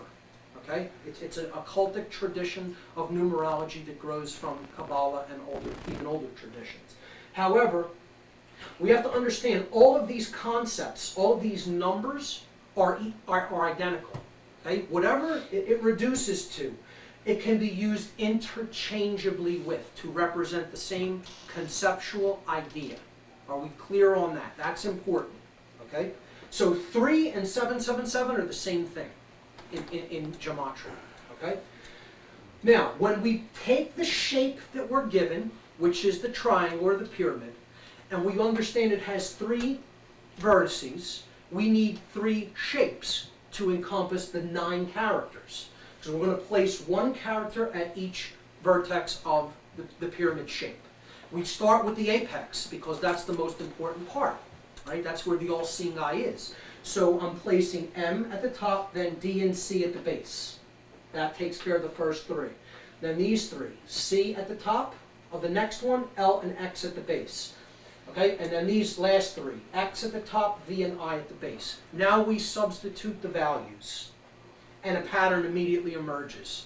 Okay, these are the values that those letters represent numerically. Okay, we place those at the corresponding locations, and we see that at the top of the pyramid are 10, 100, and 1,000. What are these in mathematics? These are powers of 10, or powers of at 10. At 10. This is green language. It's word play. Okay? It works out in English. At 10 is the light. His power resides at the top of the pyramid, in the sky, in the heavens, in the other realm. Okay? At 10 is the light bringer. Powers of 10. At 10. At the base, we're adding now 500 plus 100, 50 plus 10, okay? And 5 plus 1. And we have these numbers now. Now, in gematria, 0 adds to nothing, carries no value. It's a 0. So we can remove all the zeros. And now we have all 1s, or unity, at the top, and all 6s at the bottom. 6 being the number that falls short of the number of completion in a Hebrew Kabbalistic tradition. Okay? 7 being the number of completion or perfection. 6 being non-completion, imperfection. Okay? The imperfect ashlar that we saw in Masonry on the left-hand side. The perfect ashlar was on the right-hand side of the Freemasonic tracing board. So now we can combine them all into one pyramid. The 3 1s, there's the 3 pillars, the 3 aspects of consciousness. 111, right? And then 666, the number of the beast, right? The number of one who has fallen short in thought, emotion, and action. They are ignorant, they don't care, they're apathetic, and they're lazy. They don't have any will to act. Apathy, ignorance, laziness. A-I-L. That's what's ailing us. Okay? We could look at it that way. And that's what the true beast represents. The beast in consciousness, in darkness. He's affiliated with the stone, those in darkness. Okay? Now, we saw 3 and 777 are identical. So we can just substitute, right? 1, 1, 1. That's 3, right? 1 plus 1 plus 1 is 3. And if 777 and 3 are the same, then 777 and 111 are also the same. So we can just substitute 777. And look what now we're being told through the gematria that's encoded into this sigil. The powers of God are of the light. They're at the top in consciousness. The powers of the beast are of the stone, of worldliness, right? Of darkness, right? If we don't change, if we stay in base consciousness, this is the energy, this is the force that's going to rule our reality. If we do change and become like the light, then we can ascend in consciousness and come to a higher level in thought, emotion, and action, or an evolution in consciousness. And that's what that sigil is telling us. Now, when we, again, do another reduction of those numbers, 777 is 21, 6 plus 6 plus 6 is 18. Now we'll do another reduction. 2 plus 1 is 3, 1 plus 8 is 9. So we can reduce 777 down to 3, and 666 down to 9. And when we understand the properties, the numerical properties of the number 9, we see what it really represents in consciousness. 9 plus any number depicted on this side of the chart, right, always adds to a digit that when you do the gematria, you add the digits together, comes back to the same result you started with. So think about what 9 represents on that symbol. On that symbol, 9 is base consciousness, the number of the beast in disguise. Okay, if you add base consciousness to any group of people, any situation that you want to affect change, you cannot do it with base consciousness. You can't do it with fear modality consciousness. It always ends up being the same. You see that? That's the numerical property of 9. That's why it's the number of the beast. It's the number of ego. It's the number of base consciousness. When we multiply 9 times any number, every result that we get always adds, if we add the digits together, adds to 9. No matter what number, no matter how big. You can do it with decimal base numbers. You could do this in non-base 10 mathematics, and it will still work out this way. Okay? The property of 9 is base consciousness. It's the number of ego. When we multiply base consciousness, what do we get? More base consciousness. You can't affect change with it, and all you can create with it is more of the same. Okay? That's why it is the number of the beast. Now, to go from the 9 to the 3, or to go from the square to the compasses, through the grand architect of the universe, to go from the stone to the light, is to transcend earthly, worldly, base consciousness and get to compassion, get to the solar consciousness, the light. Okay? And this is depicted by the number 93. We're going from the beast to being like God. Okay? Depicting the qualities of the divine within.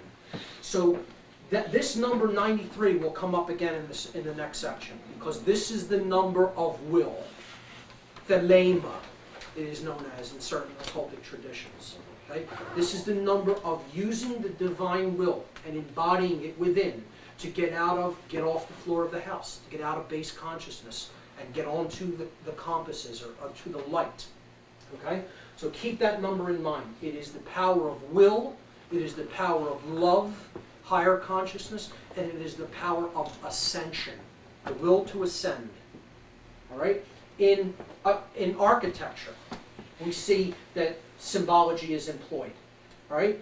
The Arc de Triomphe. Here it is seen from overhead, inside of a sun, 12 arms of the sun, and 12 roads that lead to the Arc de Triomphe. Solar symbolism, and of course erected by Napoleon. Okay? The Eiffel Tower, a phallic symbol, built in 3 levels. But you could also look at it as a coming together of left and right. And they don't completely come together until the 3rd degree, the master degree, is reached. So you have emotion, thought, and then action, in the proper action in the world.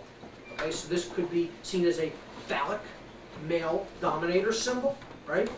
It could be also seen as a bridging symbol of the male and female. The illuminated pyramid, again, we saw that symbolism, the all-seeing eye, the light. Here's the Louvre, the pyramid in front of the Louvre, and below it, depicting the Hermetic principle of as above, so below. But the Louvre is built of, 666 panes of glass. And that's not an accidental number. They didn't just happen to accidentally build that with exactly 666 panes of glass for no reason. I would suggest that dark illuminists built a structure such as this to represent the completion of their pyramid of manipulation. The phallic symbol, again, shown the penis of Osiris, the piece that could not be reintegrated by his goddess and wife Isis. Okay, the phallic symbol, the runaway male principle, so to speak. Here's St. Peter's Square, the Vatican. you know, depicting the two crosses of astrotheology, the cross of St. George and the cross of St. Andrew, or the solar system cross of the equinoxes and solstices, and then the great cross of the procession of the equinoxes, the cross of the galaxy, depicted right there for the astrotheological sun god of Christianity, based on Osiris, Horus, Aten, the sun. The pentagram, okay, the pentagon is the heart of a pentagram. The pentagon in architecture, a five-sided structure, fits exactly in the heart of a inverted pentagram because it is the symbol of war, the god of war in Luciferian tradition of the north, Belial, associated with satanic principles, dark Luciferian principles. They're the war makers. Above the White House, the executive branch that is aspiring to become more and more like a totalitarian dictator aspect of government, sits here. That's the White House. Now, in the street plan of the White House, we see an incomplete, inverted, five-pointed star. And there are those who will say, well, they couldn't finish it. You know, they wanted to really encode an inverted satanic pentagram to the north, the place of the wager of war, Belial, right? They couldn't finish it. They didn't have the architectural skill to finish it. That's not what you're seeing here. I mean, that branch is deliberately left blank because you have to look further into dark occultism to understand what a broken-armed inverted pentagram represents. The breaking of one arm of an inverted pentagram represents that a pact is made. This is known as the pentagram of pacts. An arm is left broken because it is a promise or a pact as yet unfulfilled. Just like the pyramid is not capped with stone yet, it's a work in progress. Okay? Keep that in mind when you see that architecture is encoded into the street plan of our nation's capital, directly above the executive center, who controls the ability to wage war. Okay? The phallic symbol of Osiris, right there in the Washington Monument. The feminine goddess symbol we already talked about, above the reflecting pool. Now, look at this. This is where we saw Lincoln in his shrine, in his temple. This is the Lincoln Memorial, right here, in this circle. I'm sorry, that's the Washington Monument, the phallic symbol, right, that we talked about, the phallic symbol of Osiris. This is where the king on his throne, the Sun King, right, the emperor, the pharaoh, depicted by Lincoln, who unifies church and state, sits here in the Lincoln Memorial. And look at this symbol that connects them. In the street plan, a large penis, a large phallic symbol. It's connecting. Here's where the energy is born, okay? And it travels up the shaft to another phallic symbol at the very head. Here we see the feminine egg right alongside it. Again, the male and female principles united in a totalitarian pharaoh. Again, he faces the east in that street plan. His face faces the east. He's receiving the light. When you face him as a subject, you're facing the west. Symbolically, what does that tell you? You're in darkness. Okay? The 13-stepped street plan around the National Mall. Now, if you look at that, that's a pyramid with the capstone missing in that street plan, topped by the reflecting pool in front of the Capitol. Again, this is the direction of east. Okay, here's the Capitol building right here. And that phallic symbol that we just saw is right underneath here, because this is a vaginal chamber. Okay, it injects the semen into this chamber, and that's us. What happens with semen? All of them die, except possibly one that reaches the Holy of Holies, the sacred feminine, okay, the womb of creation, the grand architect, that's depicted by the sacred feminine here at the top of this pyramid. And around that, the street system forms a perfect owl.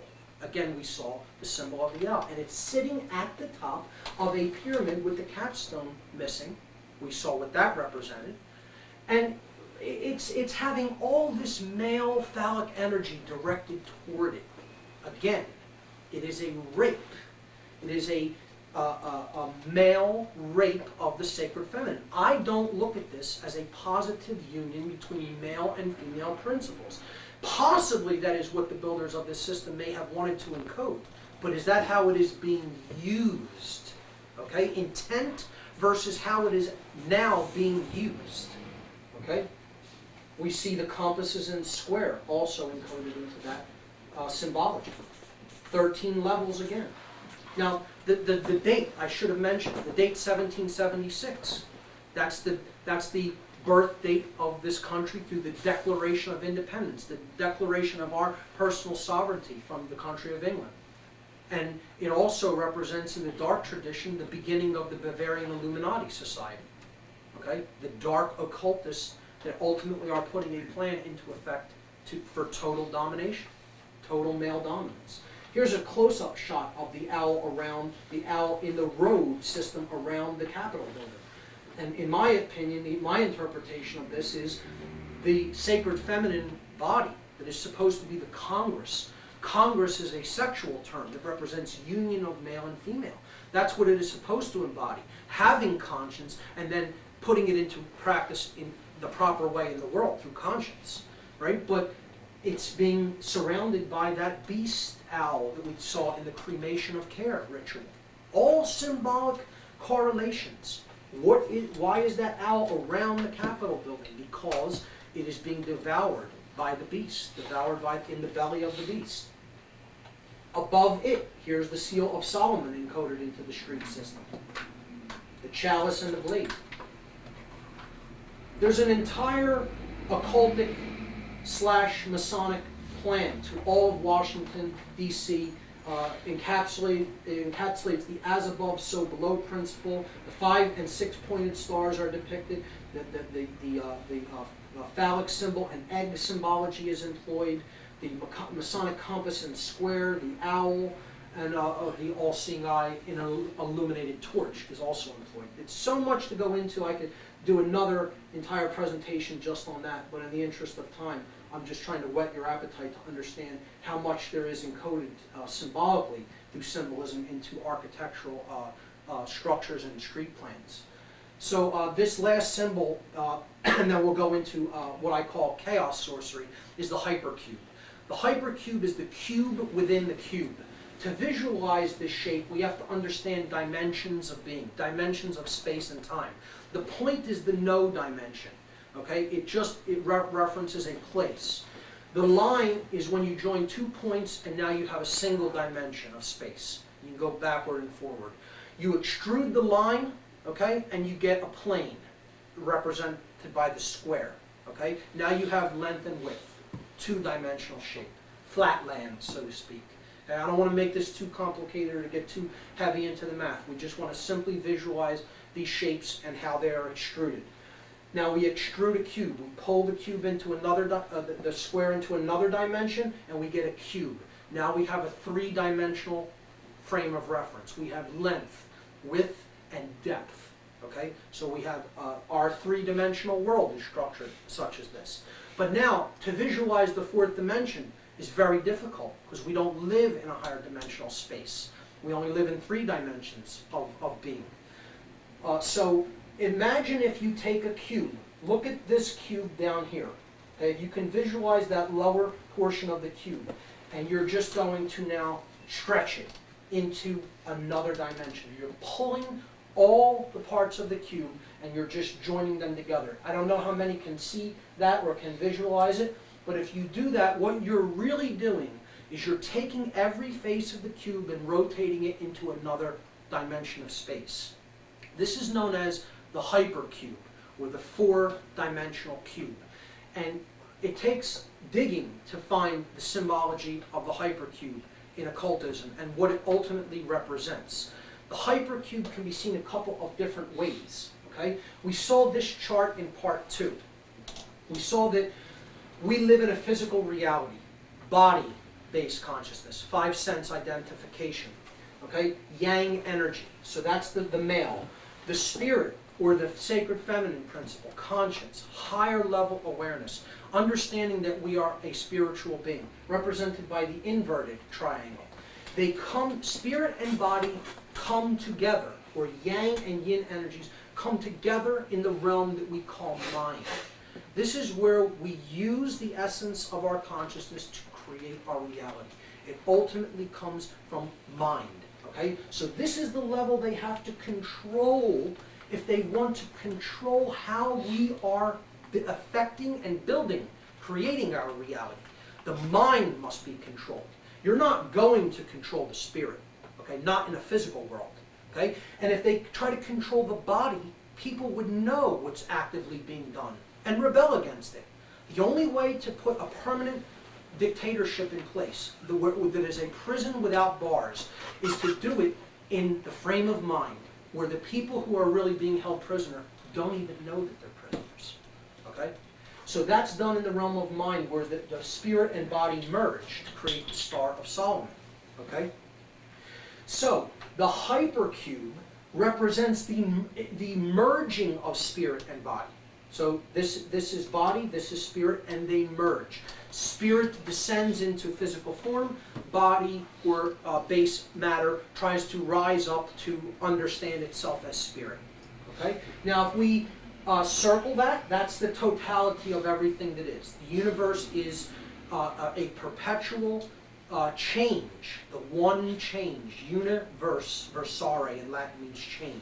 Okay? It is the one thing going through this change to understand itself, okay? Depicted by the circle. If we cube it, okay, we put a cube around it, right?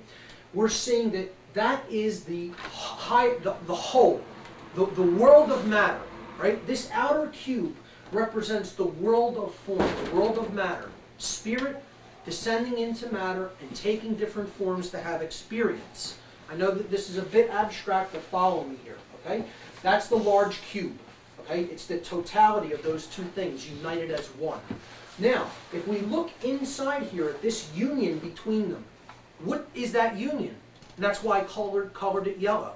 Right? Spirit was at the top, and that was green, the inverted triangle. Body was at the bottom, and that was red, the blade, the physical world.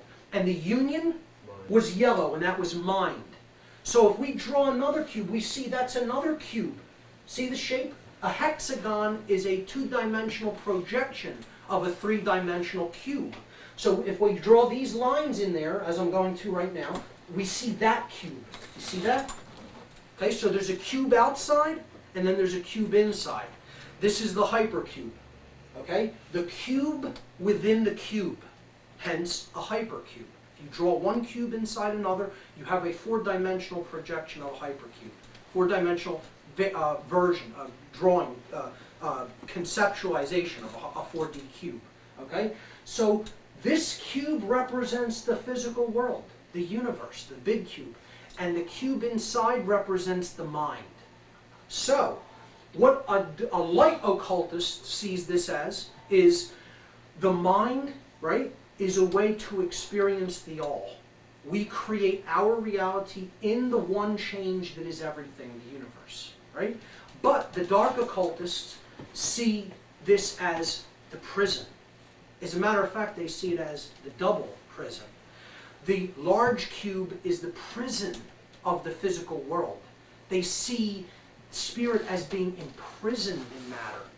And then, because they want to be God here, in other words, better to reign in hell than serve in heaven, right? They want to create the other prison inside the larger prison.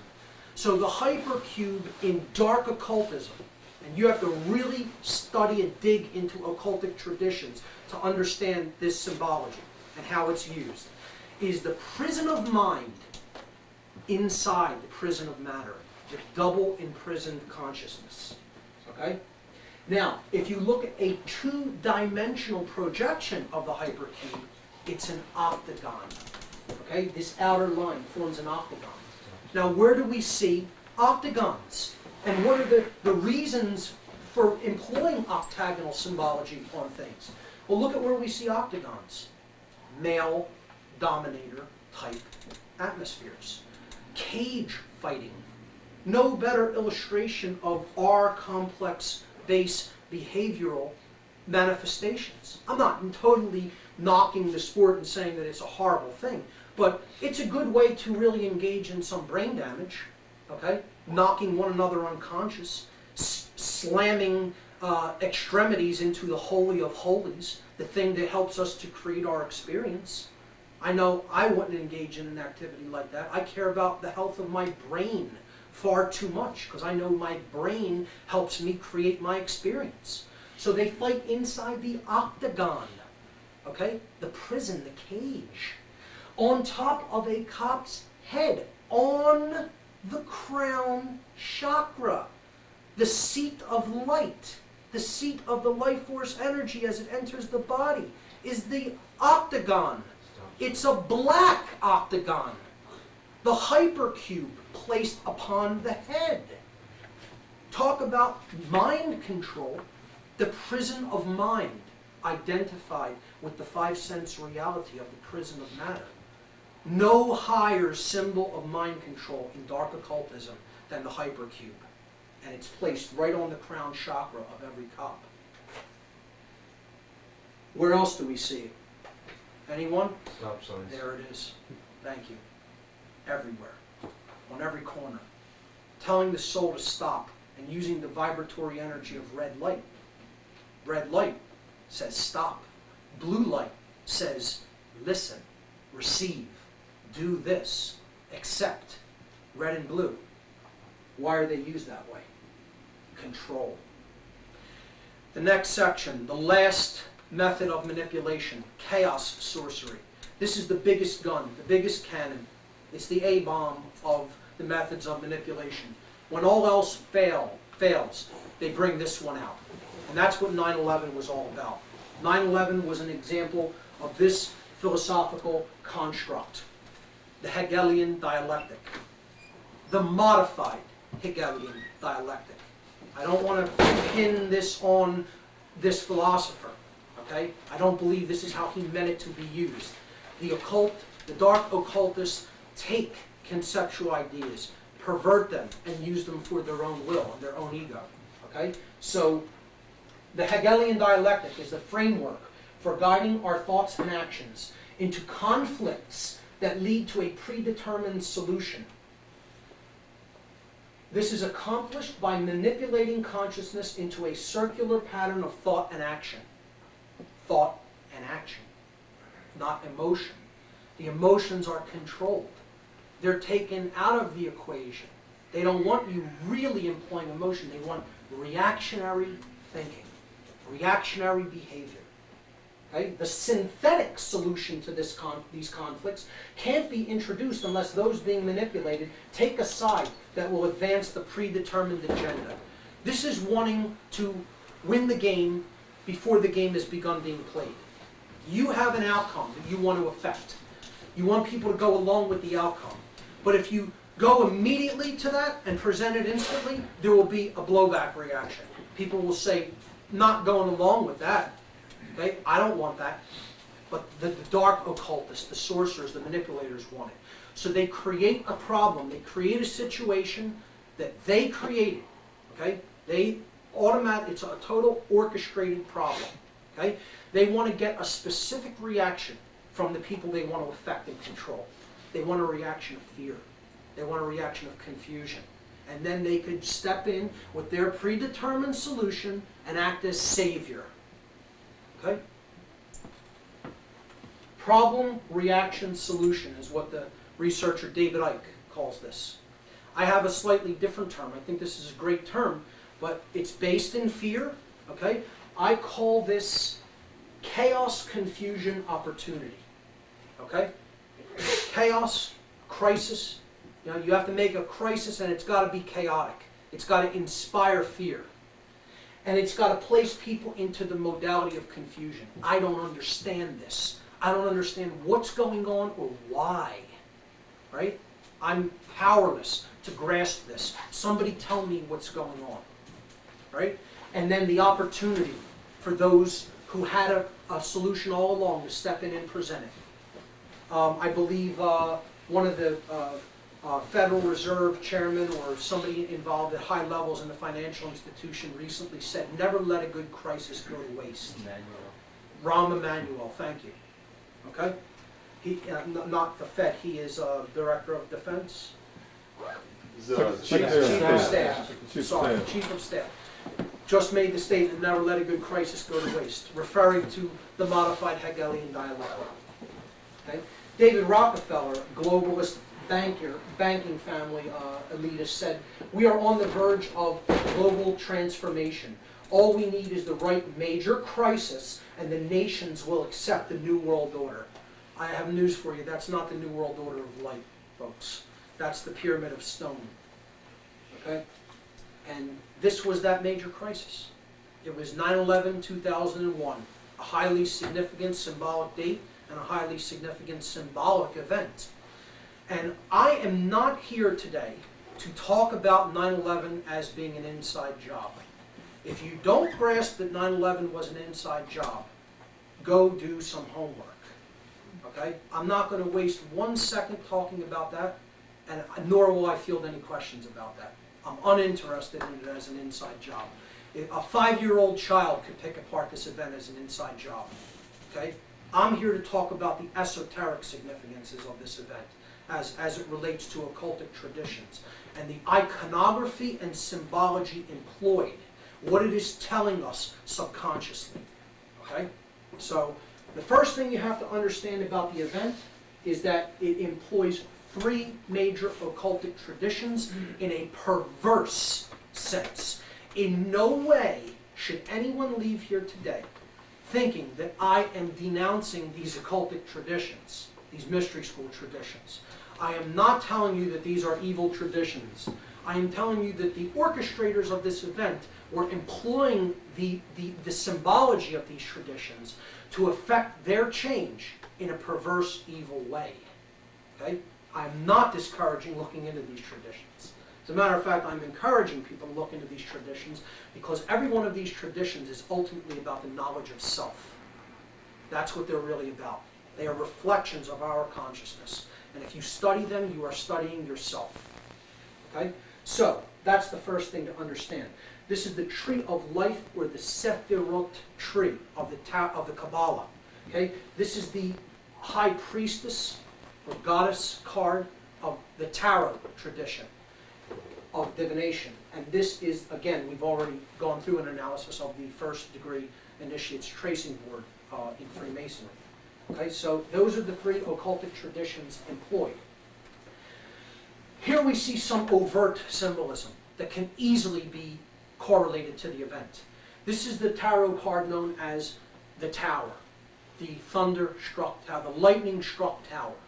Okay? We see immediately the symbolism. On 9/11, there were lightning-struck towers. There was smoke and flame and people leaping from the towers. Okay? So this is a very overt one that's easy to see the correlation. We're going to look deeper into it. And in order to do that, now this card, the tower, the lightning-struck tower, in tarot, its main interpretation is the end of an old way and the beginning of a new way. It doesn't necessarily say anything about the dark or positive connotations. It could be either. But it is the end of something and the beginning of something new to replace it. It's a transition event. And we talk about the world changed after 9/11. It was a transitory event. Okay? Things were done one way before, and now they're done a different way. Okay? So the second thing we have to understand about this ritual of human sacrifice, because that's what it ultimately was, and even more than that, is that 3 pillars were employed on 9/11. 3 pillars were destroyed, not 2. Now, there are still many people in the general population that don't know about this building, because it was shown one time on mainstream media outlets only, that day, live when it happened. Never replayed once. The bringing down of that building has never been shown again on any mainstream media outlets except on 9/11/2001. I happened to see it live and immediately said, that was a controlled demolition. They brought that building down. There's no way it symmetrically collapsed like that. You could take out a Physics 101 high school physics book and plug in a few numbers in Newton's equations of motion and prove that that building could not have come down the way they claim that it did. And yet, you know, scientific organizations still play ball with the official story and try to say that fires caused a steel-reinforced building like this to symmetrically collapse into its own footprint in 6 seconds. Sure it did. Okay? So, that aside, understand 3 pillars were destroyed in New York City. 3, not 2. The 2 towers, buildings 1 and 2, and this was known as Tower 7. Okay? Building number 7 of the World Trade Center complex. Now, the first tradition I'm going to look into is Kabbalah, okay? The Sephirotic tree of life, the symbol of the ladder to God, okay? The ladder from base consciousness to the crown, okay? Or from Malkut to Keter, right? The tree of life, or the Sephirotic tree, the tree of the emanations. The tree of emanations is what Sephirot means. Okay, different aspects of the dimensions of self, the dimensions of consciousness. And to go from this see there's 4 colors down here representing the physical world, earth, air, water, and fire. To go from there to the light, the pure white light of consciousness, is the ladder to God. The 3 paths, they call these in the Kabbalah, right? It's separated into 4 realms or 4 worlds. The lower world being the world of matter, the material realm, Asiya. The next world up, the mental realm, the realm of Yetzirah. The next world up, the etheric realm, the realm of Bria. And then the highest realm, the archetypal realm, the realm of Atzilut. Okay? So these are aspects of divinity coming down, filling us. The Kabbalah means to receive. That's what it's the tradition of, the reception of the light. Okay? And these 3 paths are our self. They are the masculine side of ourself. This is the path of mercy. Okay? The feminine side, the path of severity, the dark part, right? So we have the pillar of Joachim, this is associated with in Freemasonry's solar energy. Right? Wisdom is using the male principle. That's why it's the top of that path. Wisdom is putting what you know into practice using the male solar principle. This is the pillar of, it's called the pillar of severity, right? Here's the name mercy, and here's severity. This is understanding. You've taken into yourself, you use the feminine principle to take knowledge in. You've been a vessel, but now you have to put it into practice, just as we saw in the Freemasonic tradition. These are perfect analogs to that tracing board. And then the middle pillar is the unification of the 2, where we use the creative aspects of ourselves, we use the generative principle, okay, care, the heart chakra, right? That's the Sephirot beauty, also called Tiferet, to get to the higher realm of compassion, of true knowledge, of understanding, of godliness. Okay? This is the ladder to God. And that's what was brought down. Okay? There are 10 Sephirot on the tree of Sephirot. There are only 10. There are not 9. There are not 11. And this is where the name of the ritual was derived from. 9/11. Taking one off the path of the 10, off the ladder of ascension to higher consciousness. Okay? Because this is a ritual about the destruction of human consciousness. That's what it is ultimately about. It is the attack on us all. The war on you. Okay? It encodes in it a masculine pillar. The pillar of mercy, it has a phallic symbol on it. The feminine pillar, this is Tower 1. The feminine pillar, Tower 2. No phallic symbol atop, the feminine. Right? And Tower 7. Now when we add those 3 numbers, 1 plus 2 plus 7, 10. It's a symbolic analog to the 10 Sephirot. The pentagram in their dark aspect, their dark ritual, represents the crown, Keter, God, the all-seeing eye. That's what the pentagram is. Okay? The Pentagon is. It's the all-seeing eye of the nation. They expect people to believe that the multi-trillion-dollar military-industrial complex let a simple plane fly into the heart of defense, unchallenged, in the greatest military power in the world. Right, sure it did. Okay, so that's what this is about. They brought down these three pillars to symbolically represent the destruction of the ladder to God, the destruction of consciousness, to keep people in base consciousness. And you keep people in base consciousness through fear. This is a ritual to inspire immense amounts of fear, so that people will engage in reactionary, fight or flight based thinking, and do whatever the saviors of the event that come with their solution tell them to do. That's the Hegelian dialectic. That's where the name of the ritual comes from, and that's where the symbolic corollaries to the number of the buildings, that's what they mean. Okay? Now look, this represents the chakra system. Okay? Because if we see, there are steps, right? Here's the first step, here's the second, this sphere. Then this one represents a rung, then there's another, so you have 1, 2, 3. This is a dual center. If we brought these in together, there would be one sphere here. That represents one rung. So this is 1, 2, 3, 4, 5, 6, 7. 4 unitary Sephiroth and 3 dual aspect Sephiroth, okay? For a total of 7. Again, 7, the number of completion, perfection, okay? Thought, emotion, and action to become like the divine, right?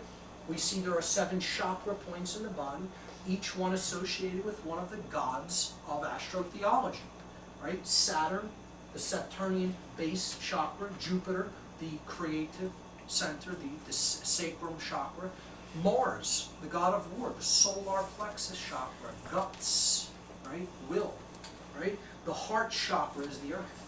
We're the heart chakra of the solar system, right?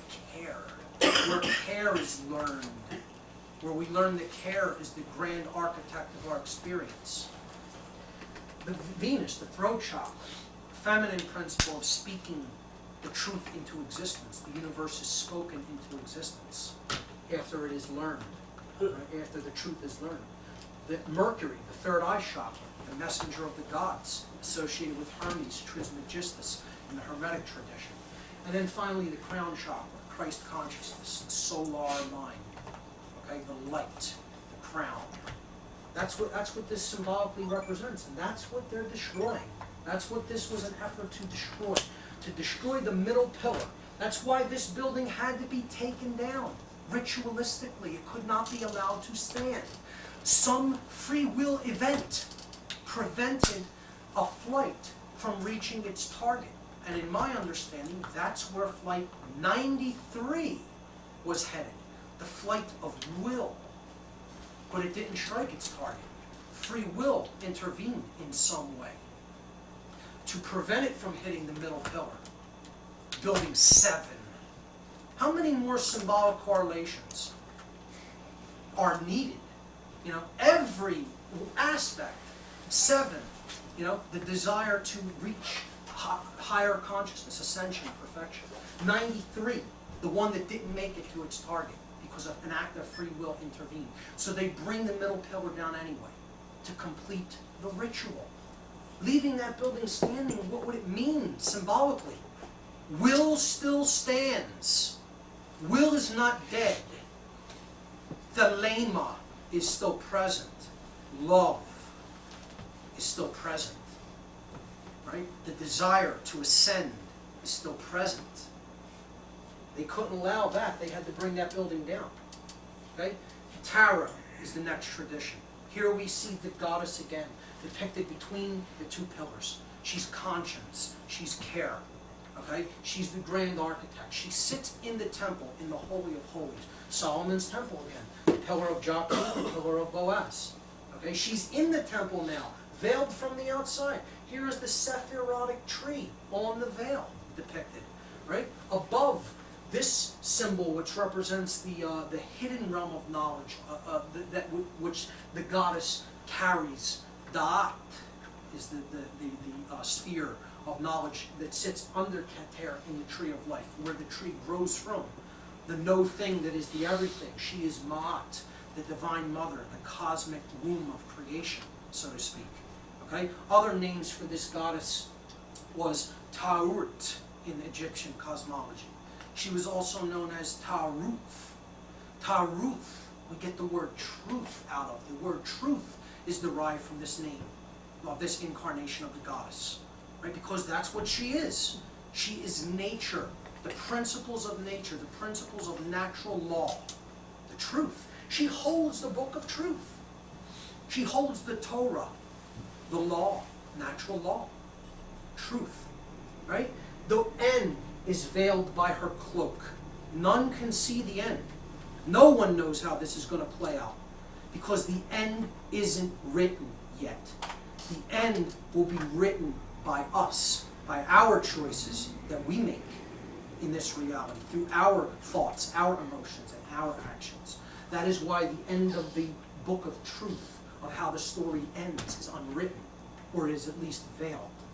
Okay, we will reveal. Here she's depicted as the lunar goddess. Again, the crescent moon at her feet. Okay? So this is why there's a 9/11 truth movement. Those who want to see the truth protected, those who understand that the truth will never be destroyed. No dark occultists are ever going to ultimately destroy the truth. The truth is the systemic memory inherent in creation. It will never be destroyed by anyone. There are only people who refuse to accept it. And that's why we're creating so much suffering for ourselves. We don't want to understand what the truth is. We want to think we can act in disharmony with natural law and still prosper. Good luck with that. Okay? So that's what how the tarot tradition is employed. And they need to destroy that building because this is another ritual to destroy the goddess. Again, it's a goddess destruction ritual, because that middle pillar that sits in the temple is the goddess. It is the ladder to God, conscience. It is care. They want us not to care about anything but our own comfort. And if they create an enemy, they want us to say, go and get the enemy because it represents an interest that isn't ours, instead of seeing ourselves as one. Okay? There's only one consciousness here, and it's all in a vibratory prison. And until all are freed, all are enslaved. That's what that aspect of the ritual is about. And again, we saw the 3 pillars used in Freemasonry because it is ultimately about the Hegelian dialectic. It is about thesis meeting antithesis to create a synthesis. Or in other words, a problem being created to create a reaction so that the creators can step in as savior and present their solution, the opportunity to present their solution. That is the Hegelian dialectic. And that's how this is employed in a dark, perverted way, these 3 pillars. Okay? Thesis meets antithesis, and it creates a synthesis. Or in other words, order out of chaos. Okay? Order does really come out of chaos in a positive sense. Because as we make mistakes and we create chaos for ourselves, we learn from those mistakes and we recognize natural law. And that's how we come to understand how the principles of reality actually work in our lives, or don't work when we go against them. We don't create anything in harmony or order when we go against those principles. So that's a positive way of seeing order out of chaos. But the negative way is this perverted Hegelian dialectic. Create the problem, get a confused reaction so you can offer the solution and pose a savior. Okay? And that's what that is about. And it is ultimately about destroying the pillars, because you're destroying Jacob's ladder, the ladder to the Stargate, the higher solar mind, solar consciousness. Okay? And you're keeping people on the floor of the house, base consciousness. Okay? Reactionary awareness, reptilian awareness. Our complex behavior, fight or flight mode. Okay? Hope I've explained that clearly. All right? Now, Hiram Abiff, depicted here, is one of the archetypal figures of Freemasonry. Okay? He also represents the truth. You see that he's blind. Right? He is kind of depicted as, at first, as an initiate who is in need of the light. He has the blinders on. And then he is born again in conscience and he sees the truth. And he becomes like the divine. So he's the depiction of like a God, being like, embodying the principles of God in Freemasonry. He also stands between the pillars. Okay? And Masonry is about coming out of the coffin, about not caring about anything but yourself, to be born again in conscience. Being born into light, okay? Being born into compassion for others. Understanding that as one suffers, all suffer. That is what it's ultimately about.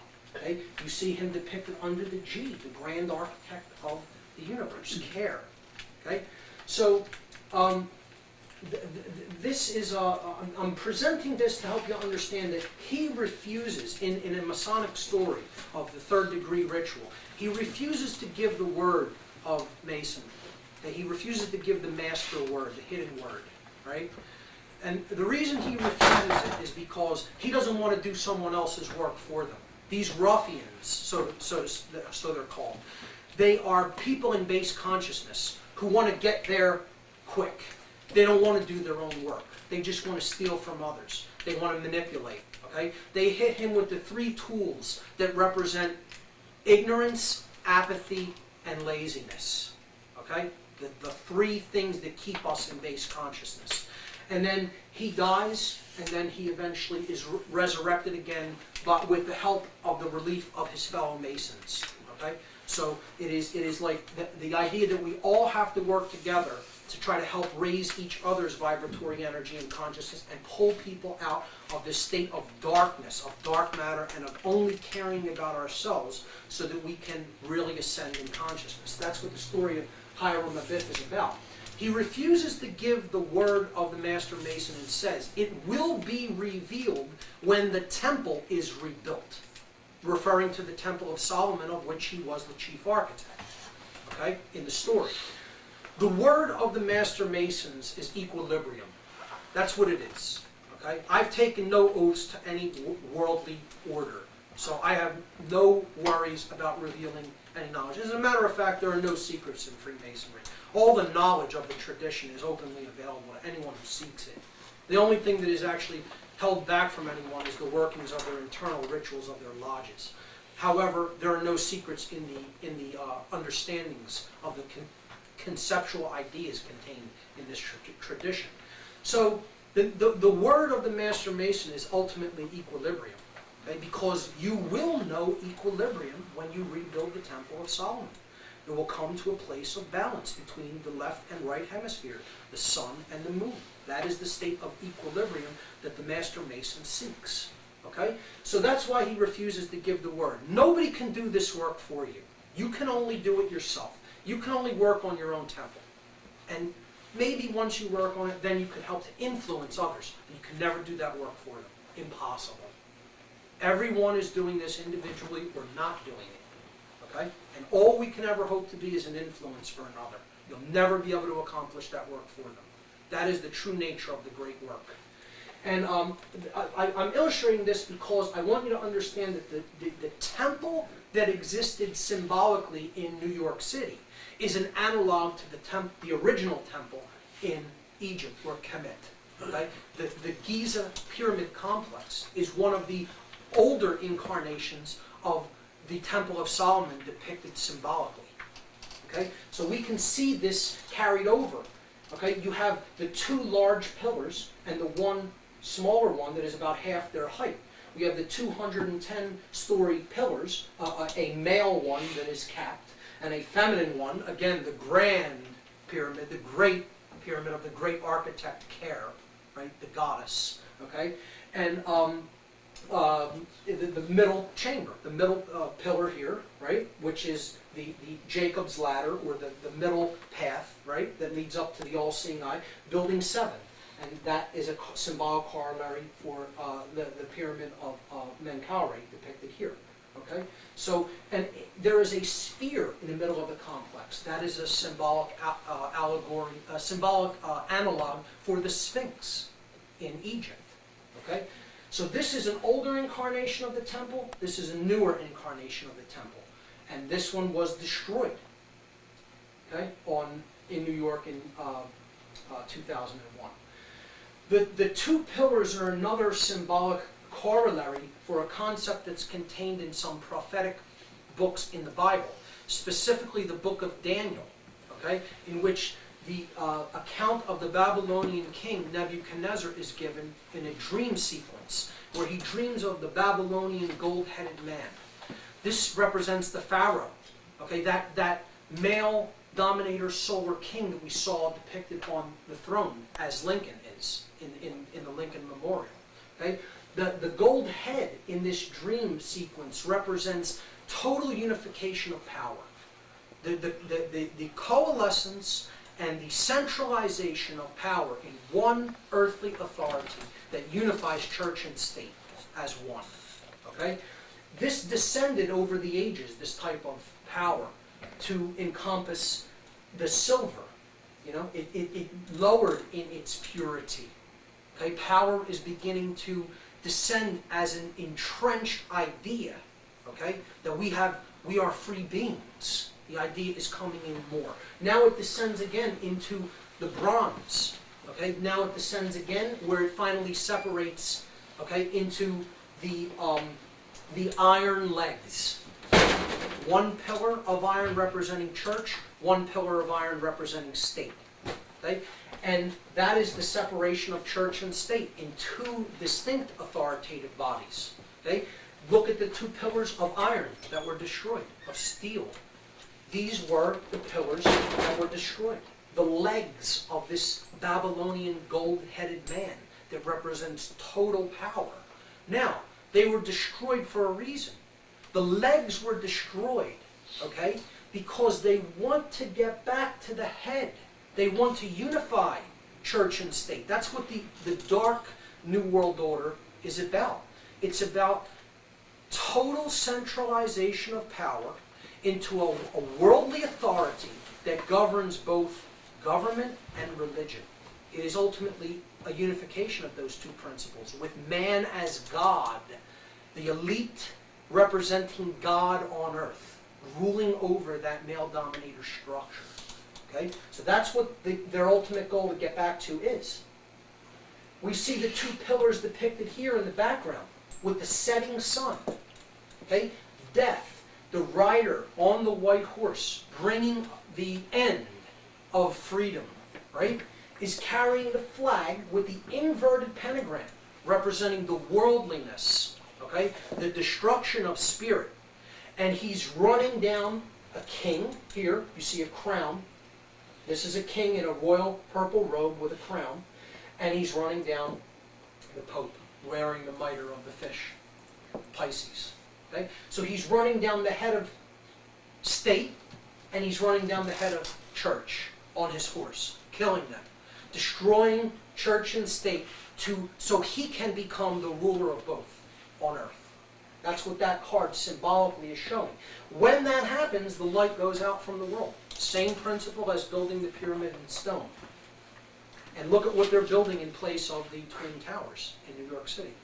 The new World Trade Center complex is going to have, now follow this, one phallic skyscraper capped by one large phallic symbol.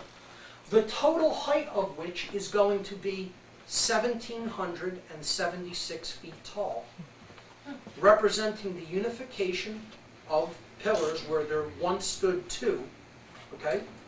And this is going to be called the Freedom Tower. The Freedom Tower. And it is scheduled for completion in the year 2012, which is a correlation to some apocalyptic or negative cataclysmic prophecies, which I certainly do not see as the accurate interpretation of those prophecies at all. Those prophecies are ultimately about a transition point in consciousness, where the truth is revealed. That which was occulted is brought to the light of day.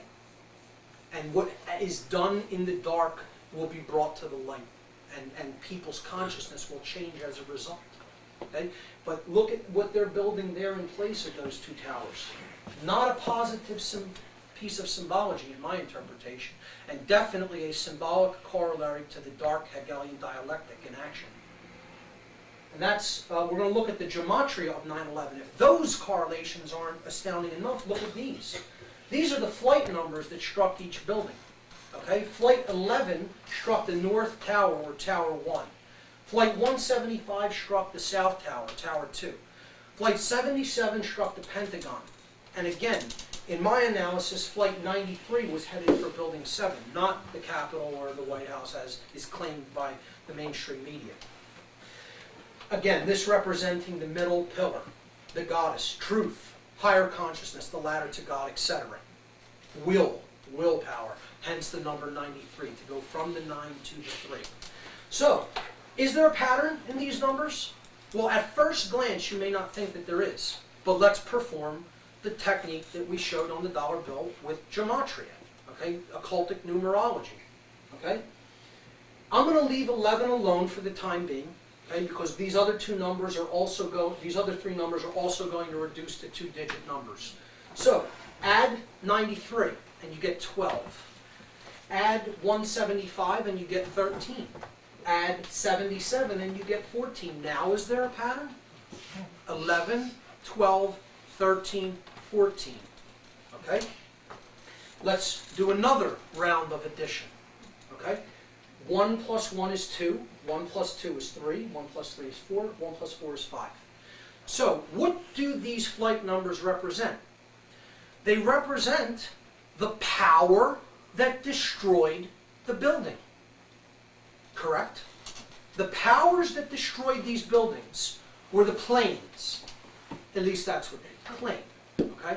So if the powers are embodied in the planes, the things coming in from the air to hit these buildings, the lightning, right, of the lightning-struck towers in this example, right, they are 2, 3, 4, and 5. Well, what is 2, 3, 4, and 5? When we add them up, we get 14. Now, is 14 significant? Symbolically, as a symbolic number. What does 14 represent? Well, I'll get into that, but let's look at the event itself. 9/11/2001, the date. All those numbers added up. 9 plus 1 plus 1 plus 2 plus 1 is 14. The entire date represents 14 as well. So now not only do the plane numbers add to 14, the whole date of the event adds to 14 as well. Is that accidental? What is 14? Well, we have already seen what 14 is. 14 is that level of this pyramid. There are 13 courses. They begin at the solar level, right? The first illuminated degree of illuminated masonry, the 33rd degree. And then there are 12 degrees above that, leading to the 45th degree, right? Because the highest level of masonry splits the square, 90-degree angle.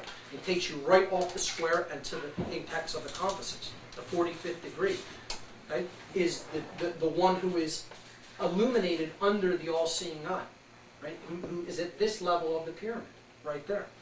But in a negative interpretation, it's man as God, ego as God. I'm God. I sit at the top of the pyramid. The 14th level, 13, and then the one at the top, 14. So this is a number that represents God, but I don't feel it represents God in a positive way according to these dark occultists and how they're using it. It represents man as God. So it's been called the Illuminati, you know, the illuminated ones. But do they have the real light, or are they darkly illuminated? Well, I would say that they're darkly illuminated. They think that they're God, the 14th level of that structure. And that's why they're hitting these planes with that power, the power of the 14, the all-seeing eye, the illuminated. Okay? That's what the power they're using to do this act of destruction. Now look at this. And we see 77 hit the Pentagon. It all reduces and goes back to the Pentagon, the 14. We'll see what 77 represents in a minute. But watch this. Look at the two numbers, or the flight numbers, that hit the two pillars, 11 and 175. Now, are they significant in any way? They hit the two pillars. So what happens if we add those together to see how much of the total power struck the two pillars, the twin pillars, the male and female, right? Which is what we have to unite. We have to unite the male and feminine principles within us to raise consciousness and use our will to get out of base consciousness. Okay? So they total 186 together. Now, is that significant? Well, what happens when we equally distribute? We bring equilibrium to the equation, and we place 1/2 of this number on each pillar. Now, if you think that's an accident, I don't know what else to tell you. That these numbers just happen to work out like that. You could think that that's a total orchestration, and perhaps it is. Or you can think that it may be something known as synchromysticism, the universe trying to tell us something. In any event, that's no accident. That's not just random chance that made that work out like that. That 93 would be upon every pillar. That the two towers being hit totaled 186, and if you divide it equally, you get 93. So all three of these buildings now basically have 93. Okay? That's the total amount of force on that building. The will to bring those down, to bring consciousness down. And what is it being enacted by and orchestrated from? The 77. So we ultimately only get really two numbers, 77 and 93. Now, anyone who has studied occultism, immediately, if you've really delved into some occultic traditions, you know those two numbers already. Okay?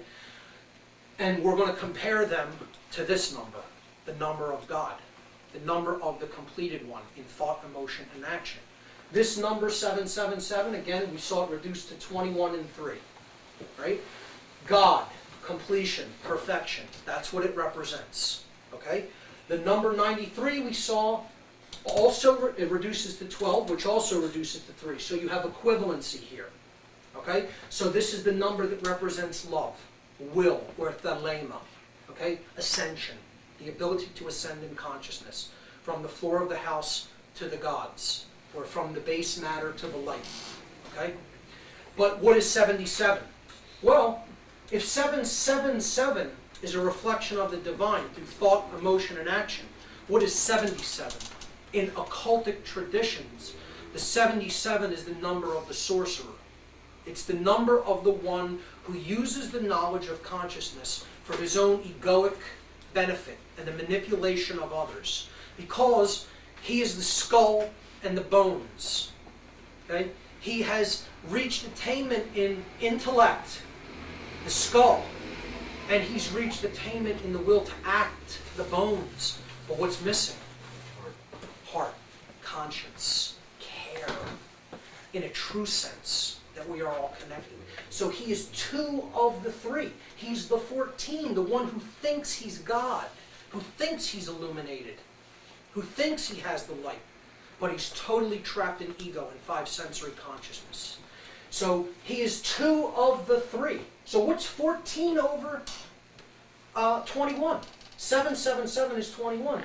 Just make a fraction out of it. 14 over 21 is 2/3. What's 2/3? A repeating 6 decimal. Incompletion.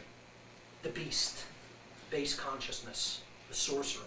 So this is the number of God in disguise.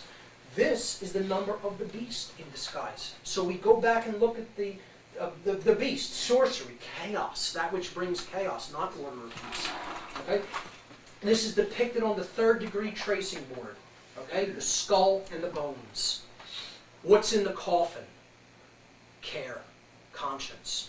And if that's the fact, you're heading west, away from the light, into the world of darkness, into the tomb, into the grave, into the land of death, the setting sun. Okay? This sprig of acacia here in Masonic lore represents the hope of resurrection. The hope that through our understanding and through our speaking the truth, we can help to resurrect our brothers and sisters in conscience and get them to pull themselves up out of the tomb of ignorance, apathy, and laziness. Can we do it? I don't know. perhaps if we really employ our intelligence, our conscience, and our will to act. Because certainly these dark sorcerers are doing it. And they're well ahead of us, and they're well on their way to achieving their aims and building the world that they want to see. Okay? So when we understand that these numbers are what this ritual boils down to, we can see this is one number in disguise, this is another number in disguise, and here they are. And this is flipping the whole thing on its head. This is saying base consciousness will rule this world. And this is the modality of consciousness that we will bury. We will destroy the ability of people to be like the divine. We're going to build a world that's a prison for souls. The dark New World Order, the pyramid of stone. Look at the numbers 9/11. They add to 9 and 2. We just look at what's on the other side of the slash or the dash. And what is 92? Falling short of 93, just like 6 falling 1 short of 7. Symbolically, the number 92 or 9/11 is that we've fallen short in our understanding. We've fallen short in our compassion. We've fallen short in our will to act. And then we rely on the savior of a controller. That's why we dial 911 when we have fallen short in those areas. We're calling a controller to bail us out because we aren't employing natural law and acting properly in the world. Or we failed to educate people to act properly in the world. And they bought into completely wrong-headed ideas and are staying attached to those ideas that don't serve us. And hence, we need a controller to bail us out of our ignorance, laziness, and apathy. And that's what the number 92 is about. And we just do the reduction again in gematria. That's 11, that's 12. Again, back to 2/3. Add 1 and 1, that's 2. 1 and 2, that's 3. And you got the number of the beast again. Being told at every opportunity, at every turn, it all boils down symbolically and synchromistically to the same ideas, the same conceptual ideas are being told to us over and over again. If we are conscious enough to see the patterns, it's not a random act, it's not a random event, there's a pattern embedded in it. Those who are conscious enough will recognize the pattern and they'll heed what's being told to us. Whether it's orchestrated or it is just the universe putting these all things into place to tell us something. Doesn't matter which one you believe is the case. Okay? It's certainly not an accident. And that's what this event was about. The destruction of consciousness, the destruction of the ladder to God, to higher forms of awareness, higher states of awareness. It's the about the destruction of the truth and conscience, and a ritual of human sacrifice. And it's about the bringing down of these 3 pillars that represents the Hegelian dialectic to create their order out of their chaos. Okay? Problem, reaction, solution. Chaos, confusion, opportunity. Thesis meaning antithesis to create their synthesis that they're looking for. All right? That's what the event is all about. Douglas MacArthur explained this concept. He explained how this is used. He said, our government has kept us in a perpetual state of fear, kept us in a continuous stampede of patriotic fervor, with the cry of grave national emergency. Always there has been some terrible evil at home or some monstrous foreign power that was going to gobble us up if we did not blindly rally behind it. Hermann Germ, head of the Luftwaffe, I believe, made this statement in regards to the Hegelian dialectic. He said, naturally the common people don't want war. Neither in Russia, nor in England, nor for that matter in Germany. That is understood. But after all, it is the leaders of the country who determine the policy. And it is always a simple matter to drag the people along, whether it is a democracy or a fascist dictatorship, or a parliament or a communist dictatorship. Voice or no voice, the people can always be brought to the bidding of the leaders. That is easy. All you have to do is tell them they are being attacked and denounce the peacemakers for lack of patriotism and exposing the country to danger. It works the same in any country. Are we following Nazi propaganda techniques in this country, perhaps? Yes. Benjamin Franklin made this statement that I totally agree with. Those who would give up essential liberty to purchase a little temporary safety deserve neither liberty nor safety. If you are of a consciousness that can be manipulated so easy into a vibratory state of fear, you deserve your enslavement. Now that may seem harsh and cold, but that's how it really is. You either learn to get out of your base modality of fear, or you will be enslaved through it. That's just how natural law works. It's nothing to get upset over. It's just how it works. Voltaire, philosopher, said, "Those who can make you believe absurdities can make you commit atrocities." And that's what we're doing. We're committing atrocities in the name of an absolute absurdity that can be picked apart with the logic of a pre-adolescent child. Okay? And it's all sorcery. It's all to hold us into a vibratory state of fear. That's all it is. And it's waged to have ever-encroaching attacks on our rights. The USA Patriot Act 1 and 2, the Military Commissions Act, the John Warner Defense Authorization Act, the Homegrown Terrorism Prevention Act. Go on and on. You know, they want to make believing in the philosophy of freedom illegal, thought crime. Look, watch Orwell's 1984 movie, you know, read his book 1984, and you'll understand where they really want the mind of the population. And it's just the repetition of history, because if we don't learn from it, we repeat it. We're doomed to repeat history in endlessly repeating cycles, like a rat on a wheel. Okay? Just like a hamster in a wheel. Over and over again, the cycle will repeat endlessly until we get the lesson. We didn't get the lesson. Didn't really understand the lesson the first time around. And so we go around again. Okay? And just like Hitler bombed, set the Reichstag on fire, the German parliament building in what was it, 32? 33. Okay? This is our bombing of the fire in the Reichstag. We destroyed the 9/11 buildings. That's it. It's the same thing repeated again to put the population in fear, say we have an enemy, we need to create more authoritarian structures to go after that enemy, and they really wage that war against the people. That's all it is to take God-given freedoms, inherent freedoms that can never be alienated from us, away from us. And no man has the authority to do that, because they're not given by any man.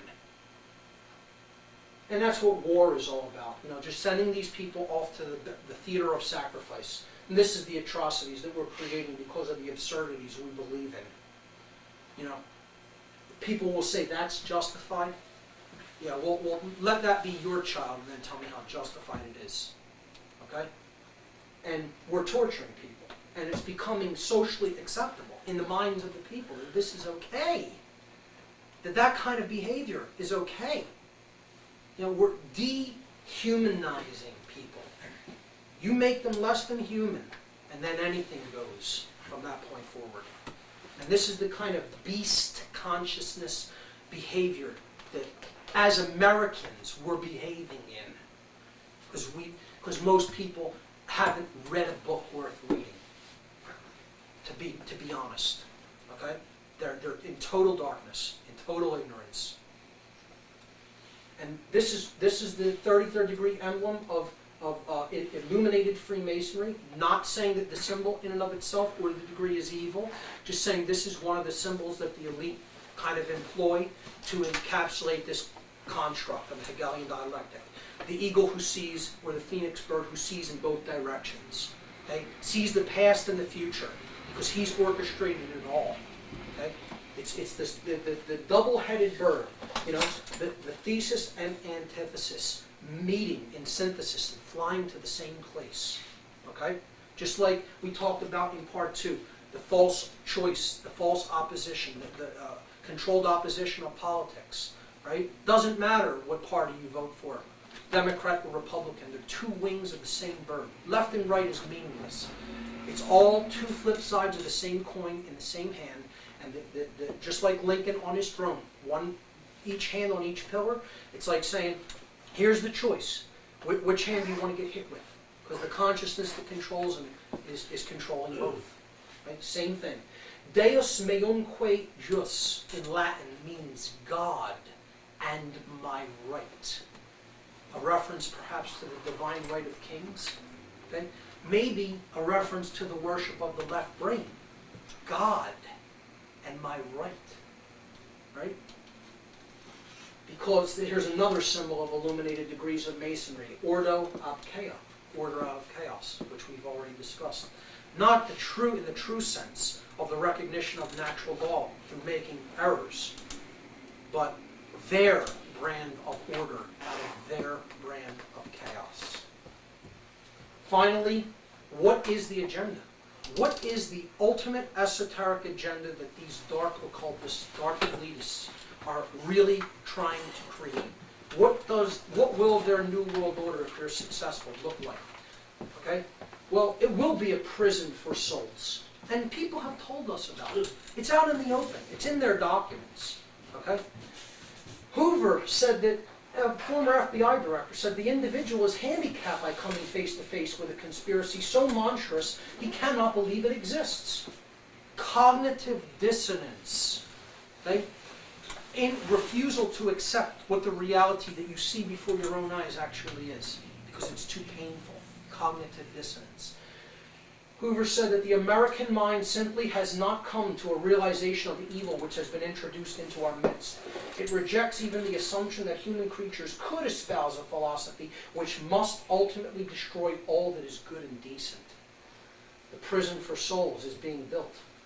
David Rockefeller, again, global elitists working in close conjunction with the Rothschild dynasty and other globalist organizations such as the Bilderberger Group, Council on Foreign Relations, Trilateral Commission, and other globalist entities said, "We are grateful to the Washington Post, the New York Times, Time Magazine, and other great publications whose directors have attended our meetings and respected their promises of discretion for almost 40 years.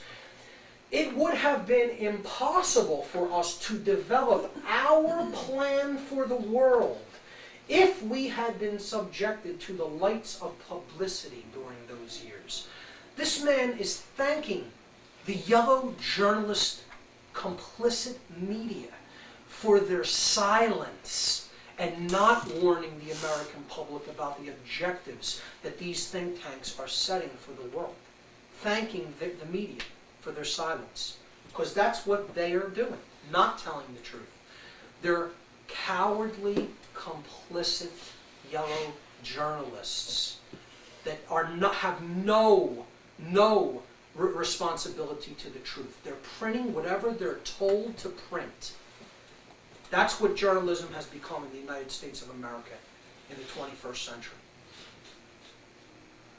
Rockefeller also said, the world is now more sophisticated and prepared to march toward a world government. Now listen to this statement, and this really encapsulates their thinking.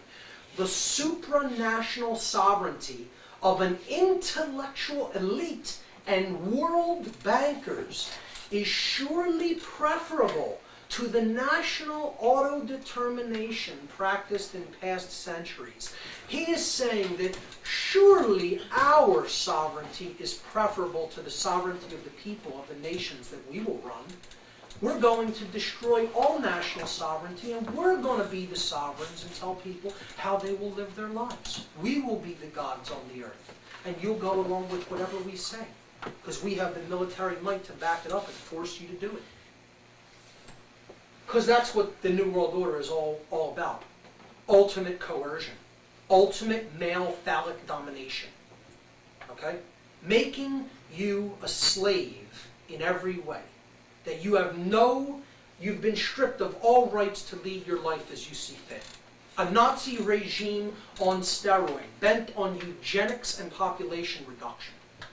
And the ways they're going to do it are going to make what the Nazis did in World War II look like a little girl at a tea party playing with cotton candy. Okay? Because the scientific methodologies that they've invented to put these things into effect are 1,000 times more developed than where they were at in the 1940s. And they're going to unleash them soon unless we pull our heads out from a dark place that they currently are and do something about this. Okay? And they want a 1984 Big Brother, Big Daddy scenario where no one questions the authority and the state has become God. National sovereignty erased, national borders erased, super blocks of nations put into effect, like the European Union, and what they want to bring into effect through the Security and Prosperity Partnership between the United States, Canada, and Mexico, otherwise, covertly known as the North American Union. So that's how they will undermine national sovereignty. And they want a world mercenary army that doesn't serve any national interest, doesn't take any oath to any constitutional, understanding of rights, of sovereignty, of people that it represents. Just a mercenary army that will do whatever killing it's told to do for pay. That's it. Because that's what mercenaries do. A World Bank, a microchipped population with all monetary units as credit on a chip. That's what the chips used to look like. This is where they got them now. They'll be making them so small that they'll be microfiber dust that they can blow into the atmosphere soon, if they haven't already done that. A total surveillance state where everybody is both watched and a watcher. Or in other words, the house slaves police other slaves. Okay? And they're already doing that. The total surveillance state. Every move is on camera. And any dissent is quelled and gets you on a list. And people aren't speaking out because of the fear of this.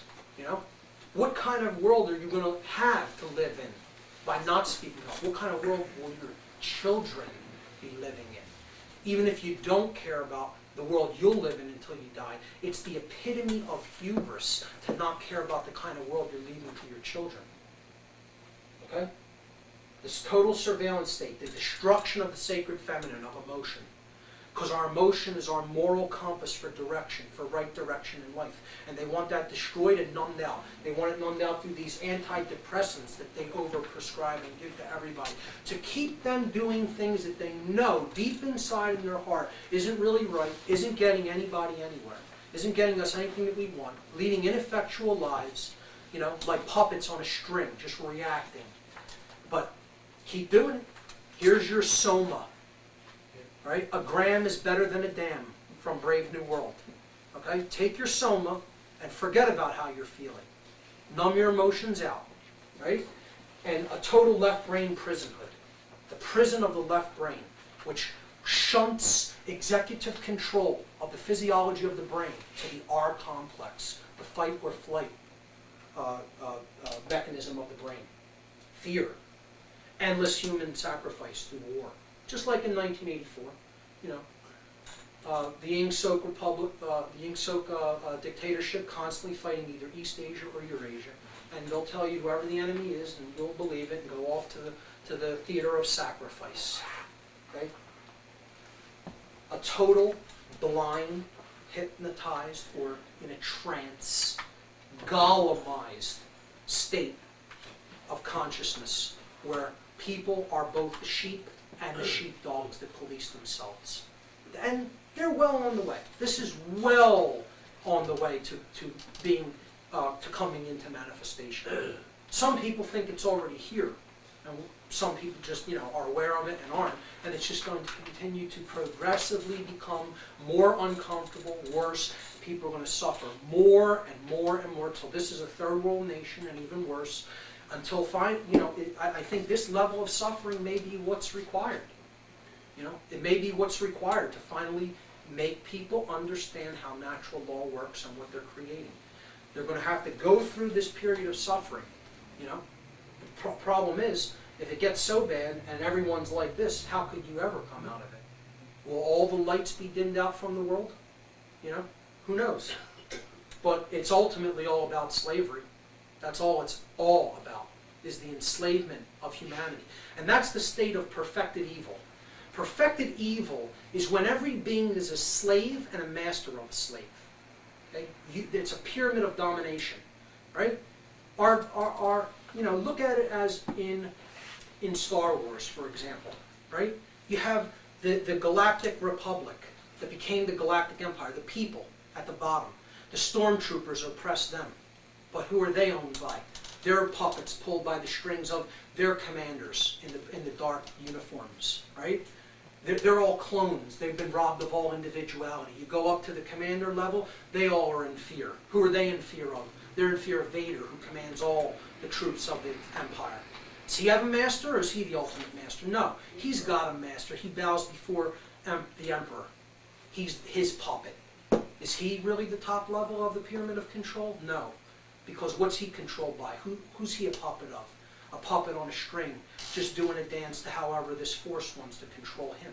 He's a puppet of the dark side of the force in the allegory, Star Wars. So there's no master.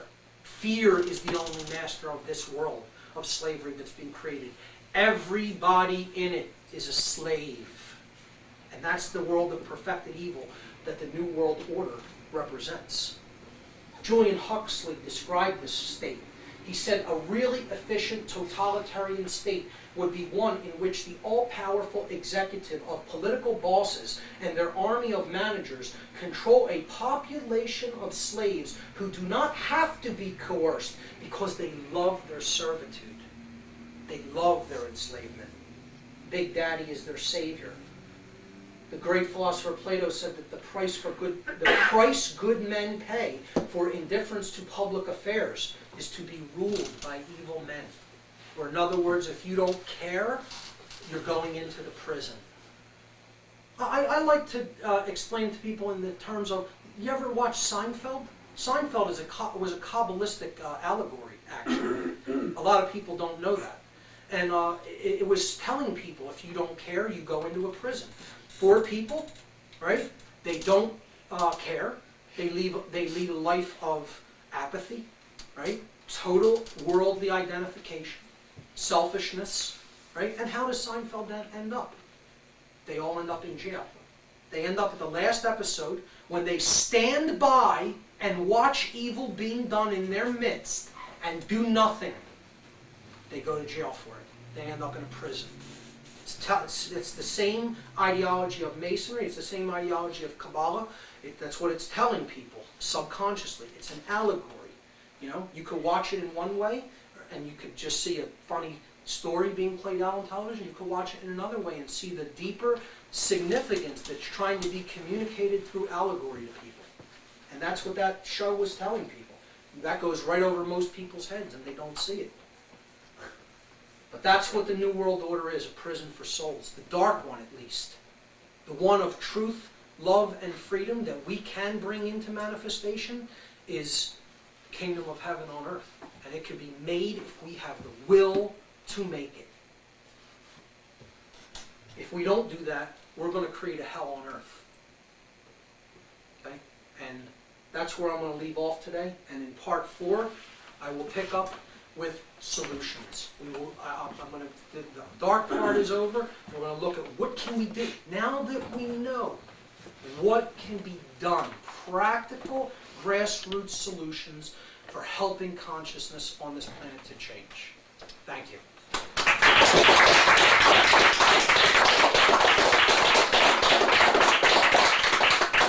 Guys, if you don't mind, instead of me taking questions, because I'm quite tired after that, you want to just break up into discussion groups so we can loosely have a discussion? I'd like to just kind of like take a break myself. I know, and I want to thank everybody for being such a great audience and you know, hanging out this long. So thank you.